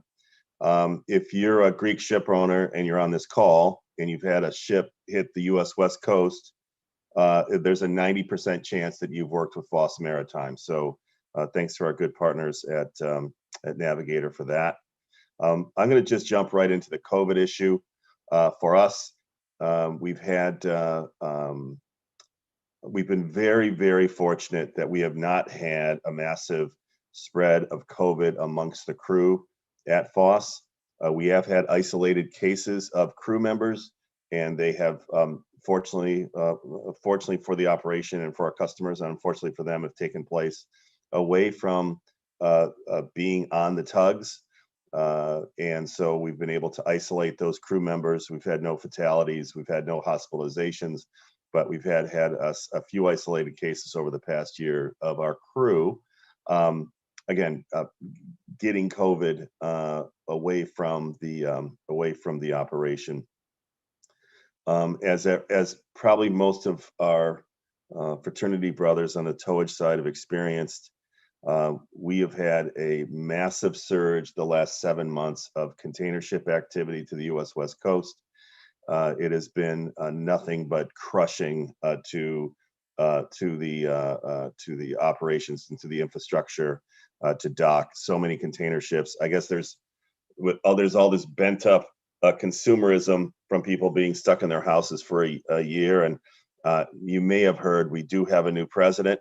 The previous gentleman's name escapes me, but the new president has done a very good job in ensuring that our COVID vaccinations are way ahead of the curve from many of the other industrialized countries, and we are, I think, vaccinating between 2 and 4 million people a day, and it's getting it's really gaining a lot of momentum in the economy here. So from a COVID perspective, we've adjusted.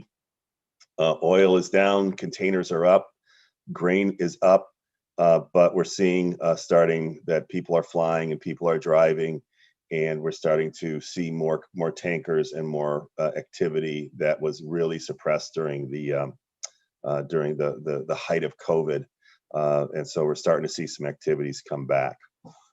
Okay. I was remiss in speaking first and foremost about safety. Safety is the most important thing that we do. We lead every meeting with a safety moment, and we also have a new director of marine assurance, and Paul Hendricks, who's our dedicated person ashore. And you can take great comfort in the fact that this is the most important thing we do when we handle our customer ships. So I want to touch on two things real quick. Foss Maritime is part of a company, the largest privately held company in the state of Washington, called Saltchuk. As you know, state of Washington has some very large companies, and Microsoft and Amazon and Starbucks and Boeing and companies like that. But as far as the largest privately held company in the state of Washington, Saltchuk is the largest. We are in petroleum distribution. We have 2 deep sea services. Tropical Shipping has 60 ships that goes throughout the Caribbean, and Tote Maritime, who built the first Jones Act LNG ship, runs from Florida to Puerto Rico and from Tacoma up to Anchorage. And also Foss Maritime worked with Tote Maritime to build the first ever U.S. flagged LNG bunker barge, the Clean Jacksonville, which operates in Jacksonville, Florida. We have 6,000 employees and did $3.1 billion in sales in 2020. For this group, I think the most biggest news for us over the past year was the fact that we bought a company called Starlight. Some people may be familiar with the old Harley Marine. Harley Marine was rebranded to a company called Centerline. And last year, we arranged a service swap with Centerline, where they purchased and now operate our 6 bunker barges in California. And we purchased and operate as a brand called Starlight in California 8 new tugs from Centerline under the brand of Starlight. So that we have 5 tugboat companies within the family. Navigator works with Foss, but we also have access to the tugs from AmNav, which operates in California, and Starlight, which operates in California. Cook Inlet Tug and Barge operates in Alaska, and Young Brothers operates throughout the Hawaiian Islands and Hawaii. And then we should have a Navigator forum in Hawaii, Danai. What do you think? Next time? No problem at all for me. I mean, after this 1 year COVID, I think Hawaii is more than great to the ears of everybody. Very good. Here's our service footprint. We are the largest tugboat company on the West Coast with operations. The only thing that I just wanted, sorry to interrupt you, is that we are not seeing change of the slides. I don't know if you're changing, but we don't see any change. I did not want to interrupt you before. Now we see. Now it's okay. Now my bad. All right. I'm operating on 2 screens, so I apologize for that. So this is our service footprint on the West Coast, from Alaska to Washington, Oregon, California, and Hawaii. Okay. So as I mentioned, tugs, we have 65 tugboats operating in those regions. We have built 4 brand new 90-ton tugboats to operate in California. They're Tier 4 to comply with California emissions. My apologies to the rest of the group here. But as an environmentalist, we all are interested in clean air, but California leads the way for the rest of the world in terms of regulation. And so Tier 4 tugs and emissions and NOx and SOx reduction are coming everybody's way, and it all initiates in California. I will say that one of the questions was asked about biodiesel. We are starting to fuel tugs with biodiesel. As you mentioned, we're going to fill our, we're going to take some biodiesel on our first tug this week. So the future of biodiesel, we're also working on a hydrogen project with a company in San Francisco Bay to a hydrogen fuel cell to propel a brand new tug there. And again, LNG, our sister company, is now ready to fuel the tote ships that run from Tacoma to Alaska with LNG. So in terms of the future of fuel, we are, our company and our parent company is in the forefront of that in the United States. We just built 4 brand new tugboats, all Tier 4. As you're familiar with the Jones Act, they have to be built in America with American steel and operated by American mariners. So they generally run 4 times the cost of what my fraternity brothers pay to operate their tugs, or I should say build their tugs in their respective regions. But again, we're very proud of the fleet, and we have to build new tugs with new engines in order to comply with the ongoing emissions requirements. And then one final thing I want to share with this group before we get into market trends is we've seen a preponderance over the last year and a half of Greek ship owners requiring rescue tows. Fortunately, nothing as violent as the thing you see on the screen here, but there have been a lot of fuel of breakdowns or of requirements for escorts and for a response to either dead ships or ships that the Coast Guard deems that need to have an emergency response. We are a good choice, and our partnership with Navigator works that in the middle of the night, we are available to respond to whatever the requirement is put by the Coast Guard or by the ship owner to respond to an escort requirement or a response to a dead ship tow or an offshore a vessel that has lost propulsion. We can respond to that, and there's been just a preponderance of that over the last, again, 18 months. For some reason, there's been many of these activities, and by working with us, you work with the right company to respond to that. We have the capable tugs, and then finally, we have a 24-hour emergency response center that not only manages the fleet of FOSS, but all of our sister company vessels, Tote, Tropical, and all the other tug companies that is manned 24 hours a day, and that's available through our friends at Navigator.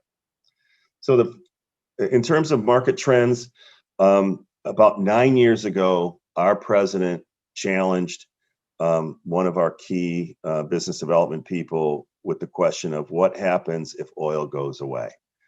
And we got in front of the wind vertical in terms of being a maritime supplier to offshore wind. And we started that journey 9 years ago. And if people are starting that journey now, it's way too late.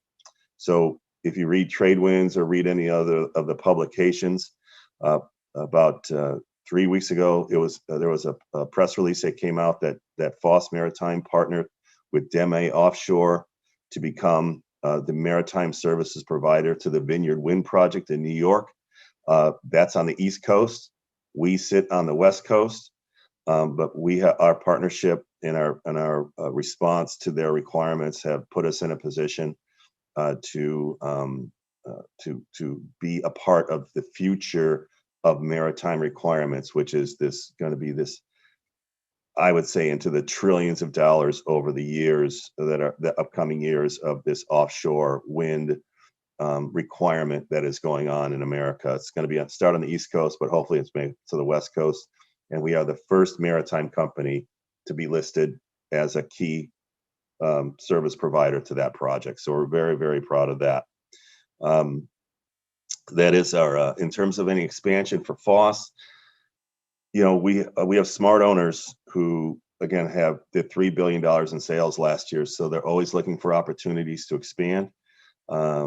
There's, and during COVID, there's a lot of companies that were hurt by that downturn in the economy. So our owners always have investments to make in companies that require recapitalization. So we're not going to announce any expansion today, but we do see ourselves continue to look for opportunities in other parts of the country and other parts of the world. And but this wind project for us is a big step forward, and we're very excited about where that's going to take. That's the future of this company. But not in the meantime, but the foundation of our business is ship assistant tanker escort business on the West Coast. And another big part of our business is doing project tows to Alaska, Hawaii, and the Pacific Theater. So we're a very diverse company that do a lot of different things. We actually have 15 different services that we offer between line handling, and we have terminals and pilot boats, and do all sorts of different things. But the foundation of our business is the business we share with Navigator. and then the future of our business is wind. So Tanay, I'll send it back to you. We're also very happy and proud to represent FOS Maritime, and I don't know if history repeats itself. I mean, if we will go again to the wind, because from the wind shipping started, and it may go back to wind. So for sure, what I say as a joke is that there is no reason for our generation to try to be written in the worldwide history, because with COVID and the pandemic, we're already in the part of the history. But we're happy to see that our members, Navigators members, are keep writing history, and we're very happy and proud to be cooperating with FOS Maritime, even during night. Sometimes your night, sometimes our night. I mean, right. Vessels do not make a program of the emergency. That's right. But it's great to be together. And now I will pass the microphone to Julian Ogil from the great Multraship family. Julian, it's very, very great to have you with us in order to present the good news from Europe this time. Okay, thank you, Danai. And of course, welcome. Much congratulations on your 30 years anniversary, and proud and happy to be a member of this community and share a little bit of what we've been doing and what we are going for nowadays. I heard earlier that every crisis is also an opportunity, and that goes, well, maybe not for COVID, but certainly also for the Ever Given. I will now bring up my little presentation.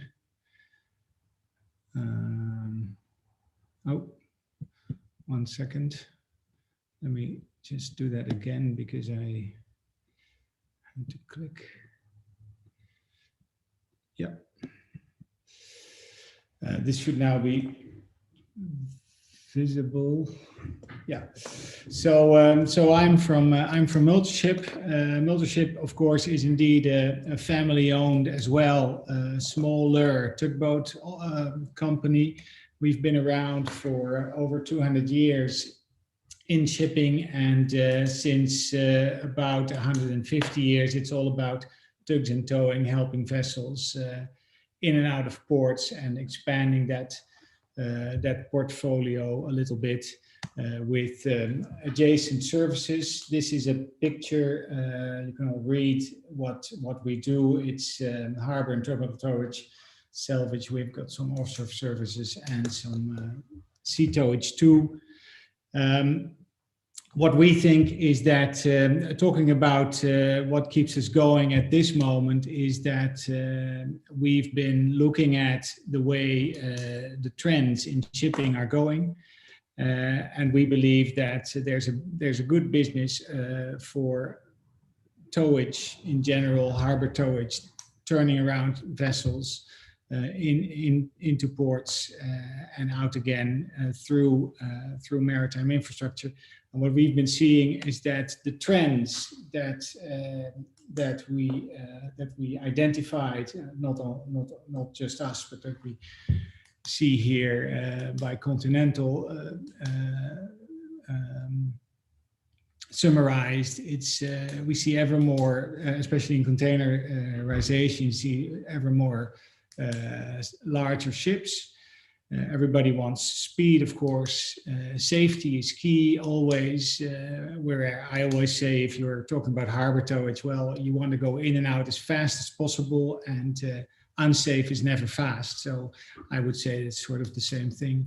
The sustainability is one thing that we also see a lot of alternative fuels, but also other ways. And then there's the IT and smartness, also talked about by Diabos, where I wholeheartedly agree that this is here to stay, and it also will bring challenges, but also opportunities.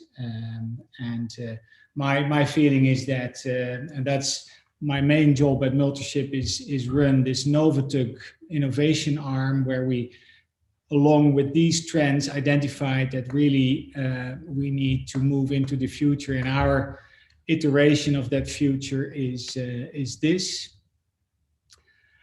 we thought it was a good idea to have the tow point on the vessel, on the tug, to be movable so that you can actually use the hull form of the tug to do what it is for, to stop and steer the ship by the resistance through the water. And if you can do that safely, then you actually also are very sustainable, because you use energy, the kinetic energy in the vessel that is already there, rather than adding new energy to the problem.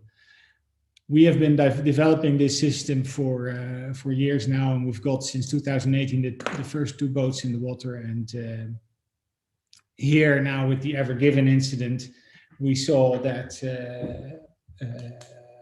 another trend that we identified and we've been talking about on this solution for years is that these big container ships, they come into environments that were not really meant for these large ships, and we think that when that is the case, you can do either of 2 things. You can enlarge the infrastructure that those ships are in, so like the Suez Canal or the Panama Canal or the port basins or the turning basins. Or you can say, no, let's increase the control over these ships so that they need less space. And that is actually what our carousel rave tug is meant to do, and do that in a safer and cleaner way, whilst also being faster and stronger, all helped by IT. And that is what I wanted to say about where we stand now, what we've been doing, and how we see the future.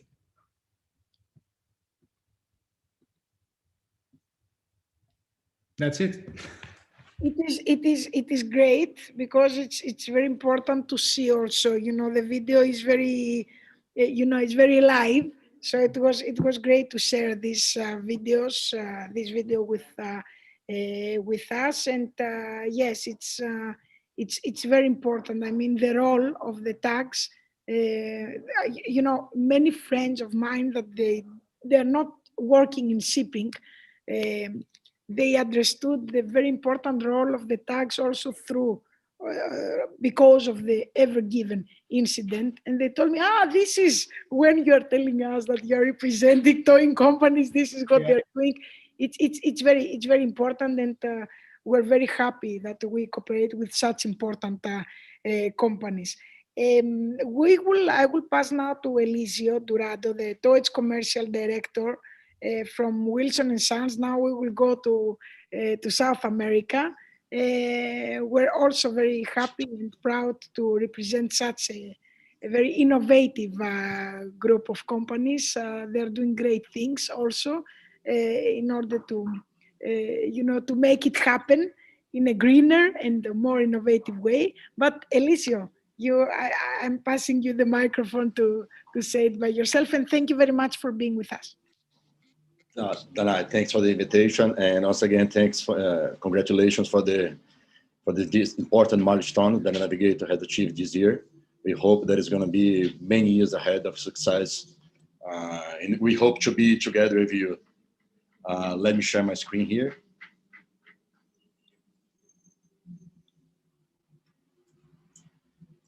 Can you see my screen? It's okay? Yes, everything okay.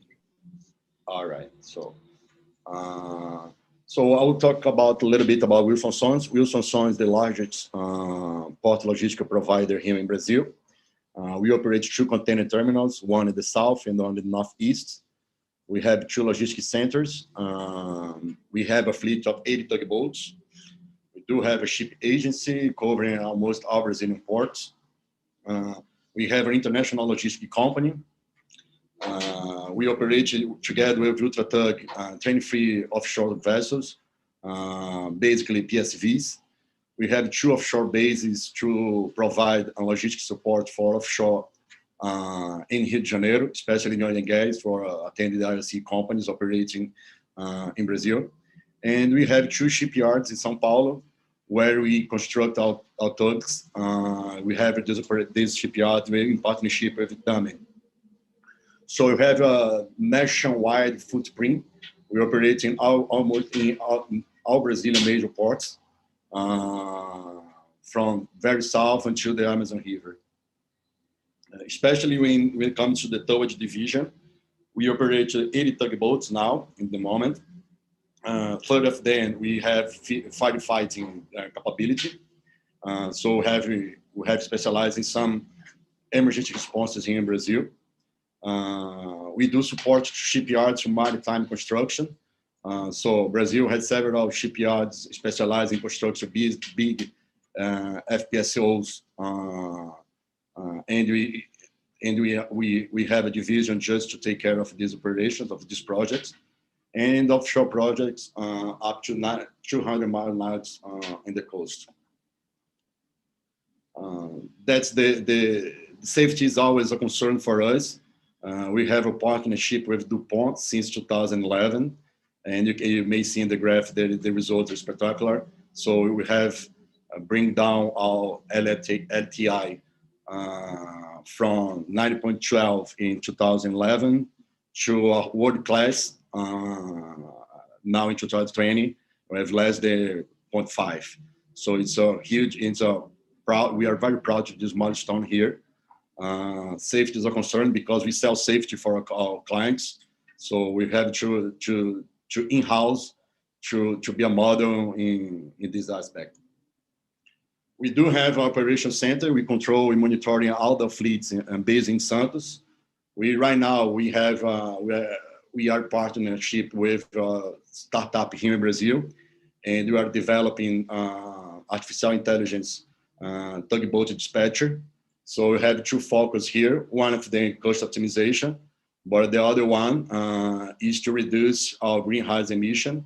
Since our tugboats are dispatched in a smart way, we avoid any standby time waiting for the vessel or waiting for the pilots. We are bringing to reduce almost 10% of fuel consumption. Therefore, we have to reduce our greenhouse emissions as well. We have our own private AIS network. We have over 30 antennas covering our Brazilian coast. So we don't depend on third-party information. We have our own data in-house. We have a towage training center when we train our seafarers and third-party seafarers as well. So we have a partnership with the Brazilian Navy to offer some courses, and we have a full mission simulator, and that's a great feature for us because it's allow us to provide this scenario for any project that we are having here in Brazil. For example, they are building a huge bridge in northeastern Brazil. And one of our idea is to simulate how the vessel will behave, the transit of the vessel will behave in the channel. We do have some cases in the offshore industry too. So it's an asset that we are very proud of. Just to share some figures to you guys regarding Brazil, despite the fact of the COVID hit Brazil in a bad way, as you guys are aware through the news, we had a good year last year. So Brazilian market relies in commodities, oil and soybean, especially in iron ore. So we have this increase in all the cargoes. Iron ore in Brazil was a spectacular year for Vale. So, and you have new operations in Açu from Anglo. So they help to increase the volume exporting from Brazil. And you have a spectacular crop of soybean last year, and we are experiencing the same thing in this year too. So, despite the fact of COVID, it was a good year for us in Brazil regarding port and towage market for us. We are having nowadays several projects focused on dredging, especially focused to bring to Brazil the container vessels over 366 meters. We have new terminals to be auctioned on this year and in the forthcoming years. From our point of view,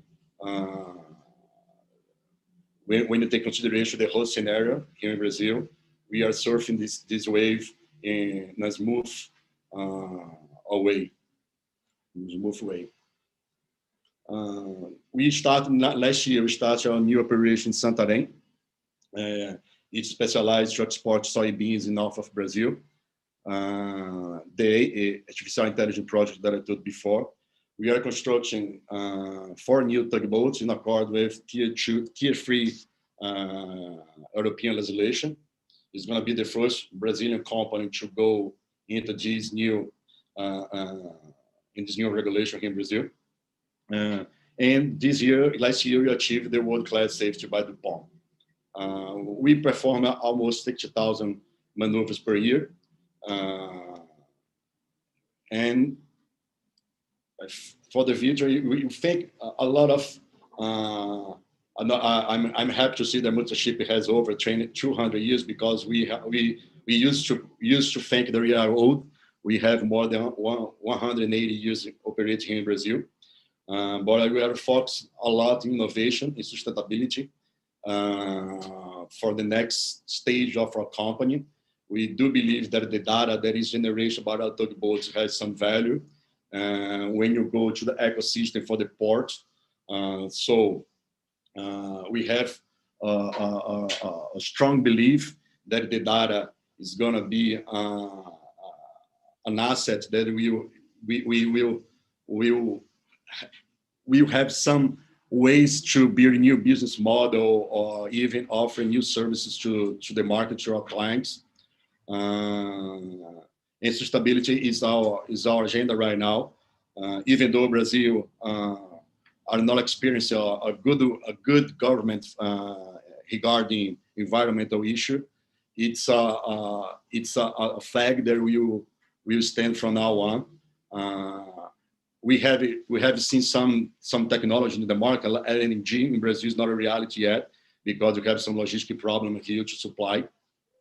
But through technology, we are trying to optimize our operation, to use our assets in a more appropriate way, and try to, in the same time, try to reduce the fuel consumption and the greenhouse emissions as well. So then, that's the quick presentation that you have here from Wilson Sons. I'll get back to you. Very, very important for such an important country like Brazil, and we're very happy to cooperate with you. You're also giving services in many ports, like most of you. And what we can say is that it's very important to have the feedback from all your team. You all have great teams in all the ports, and we thank you for this, because it's very important. At this point, I would like to present Diana Villarreal, and commercial manager. She will do a presentation through video for Coltax Towage and Salvage, and Ultratac for Chile, Peru, Ecuador, and Colombia. Good afternoon to all Navigator members, customers, and industry colleagues. My name is Diana Villarreal, Commercial Manager at Coltax, an Ultratac company in Colombia, South America. Thank you so much, Navigator, for the invitation. We have been members of this prestigious group of companies for more than 10 years. And again, congratulations on your 30th anniversary. I will present a brief introduction of our company and share some developments and challenges faced during the pandemic. Ultratac, a Chilean company, started operations with the first tugboat in 1966. And during all these years, we have gradually increased our fleet and adapted to market requirements in line with the latest available technology, thus expanding our services to other countries in South and Central America. Today, with a fleet of more than 70 tugboats, we are focused on offering a maritime and harbor towage support, giving our customers a service distinguished by its reliability, efficiency, and safety, with the most competitive rates, flexible approach, and long-term partnerships. We have presence in the main countries of South America and Mexico, managed locally by each brand, as shown in the slide. Ultratac in Chile, Mextac in Mexico, Coltax in Colombia, Petranzo in Peru, Hapina in Ecuador, Artac in Argentina, in Uruguay operating pushers and barges through the river, and in Brazil, partners with Wilson & Sons for offshore operations and harbor towage. We cover all services related to tugboats, assistance to ships, such as harbor towage, port assistance, offshore support, and special operations, including coastal and ocean towage, emergency response, and salvage. Our main commitment is safety. We are committed to developing and stimulating a safe work culture on board tugboats and ashore. We place safety first to keep health, life, environment, cargoes, and assets free of risk. We believe that safety is an integral part of our mindset and key to our business success. We run our business operations under internationally recognized management standards as a minimum and aim to improve our environment awareness continuously. In 2019, Coltax in Colombia was granted the Truly Green Seal. This program aims to measure and compensate for the carbon footprint caused by our operational and administrative processes by supporting Colombia's forestry projects. There are some pictures. These are some pictures of our participation in successful operations. We are active members of ISU, International Salvage Union. In regards to our company developments, recent developments, we have some ongoing projects related to green technology.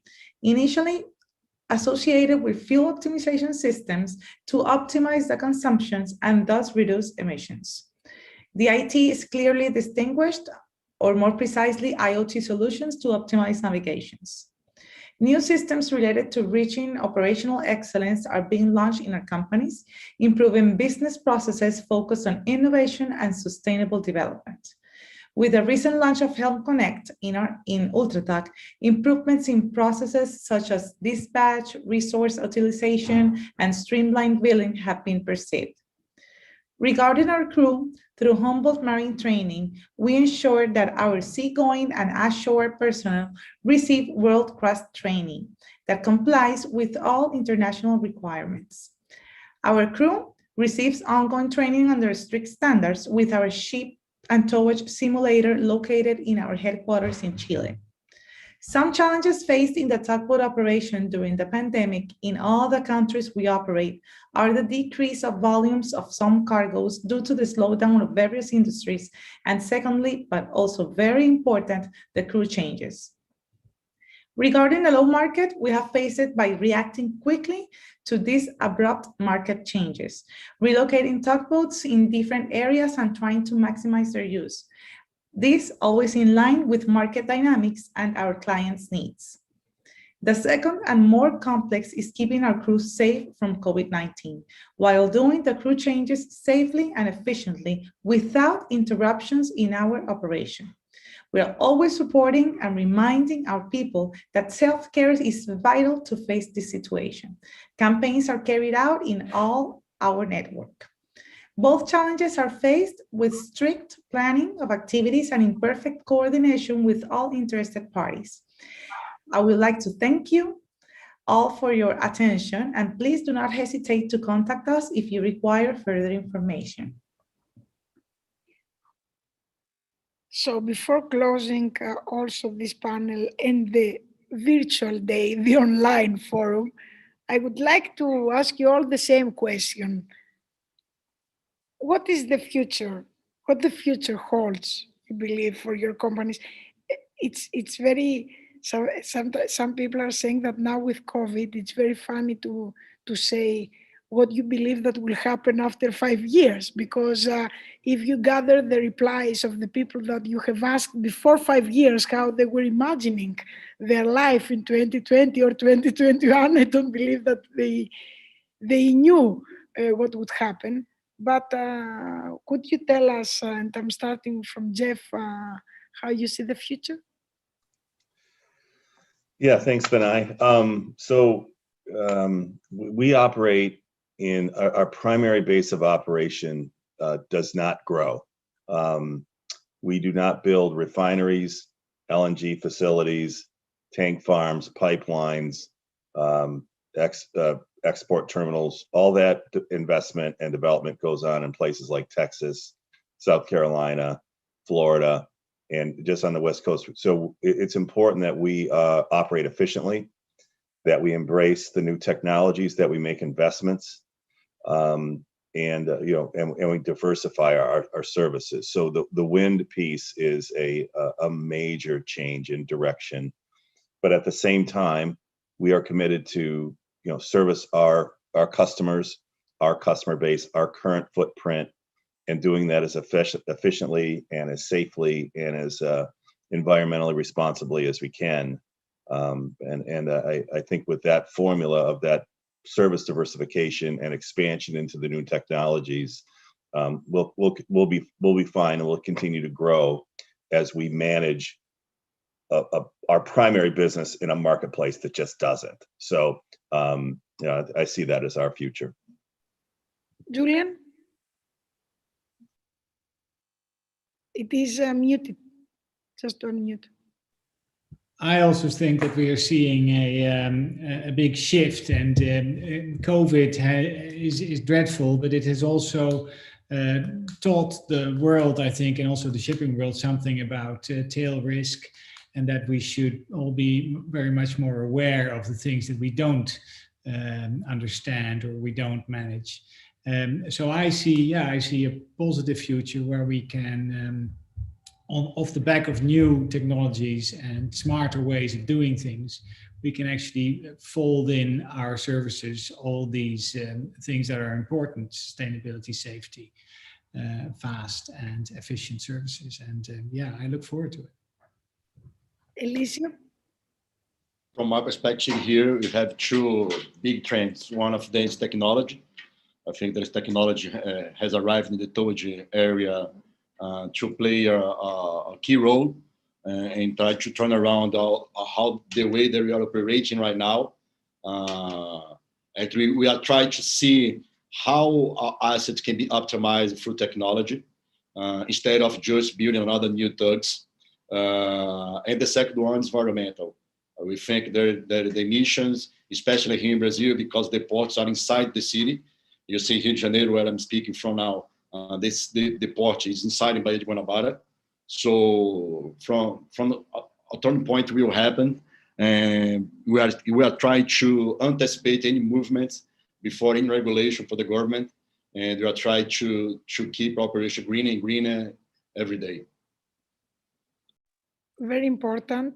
It was so great meeting you. Thank you very, very much, Julian, Jeff, Elisio, and of course Diana, but due to COVID she could not be, and the restrictions, she could not be with us, and she sent the video. And of course, let's hope that soon we will meet. We will say it again, because we try to bring positive energy to the COVID next steps in order to allow us to meet. Thank you from the bottom of our heart, and thank you for supporting Navigator and be part of our family. It is very important for us. Thank you. Thank you, Jeff. Thank you, Julian. Thank you, Elisio. So at this point, I would like to close this great day. It was first time for us, an online forum. Yes, it has nothing to do with the forums that we're meeting and we're greeting, but I think that we try to have a lot of dialogue, a lot of brainstorming, a lot of discussions, and all together in a table, discussing, brainstorming. What will be next year? It's going to be online, it's going to be physical, it's going to be hybrid. What we know is that we will be together and we will make it happen.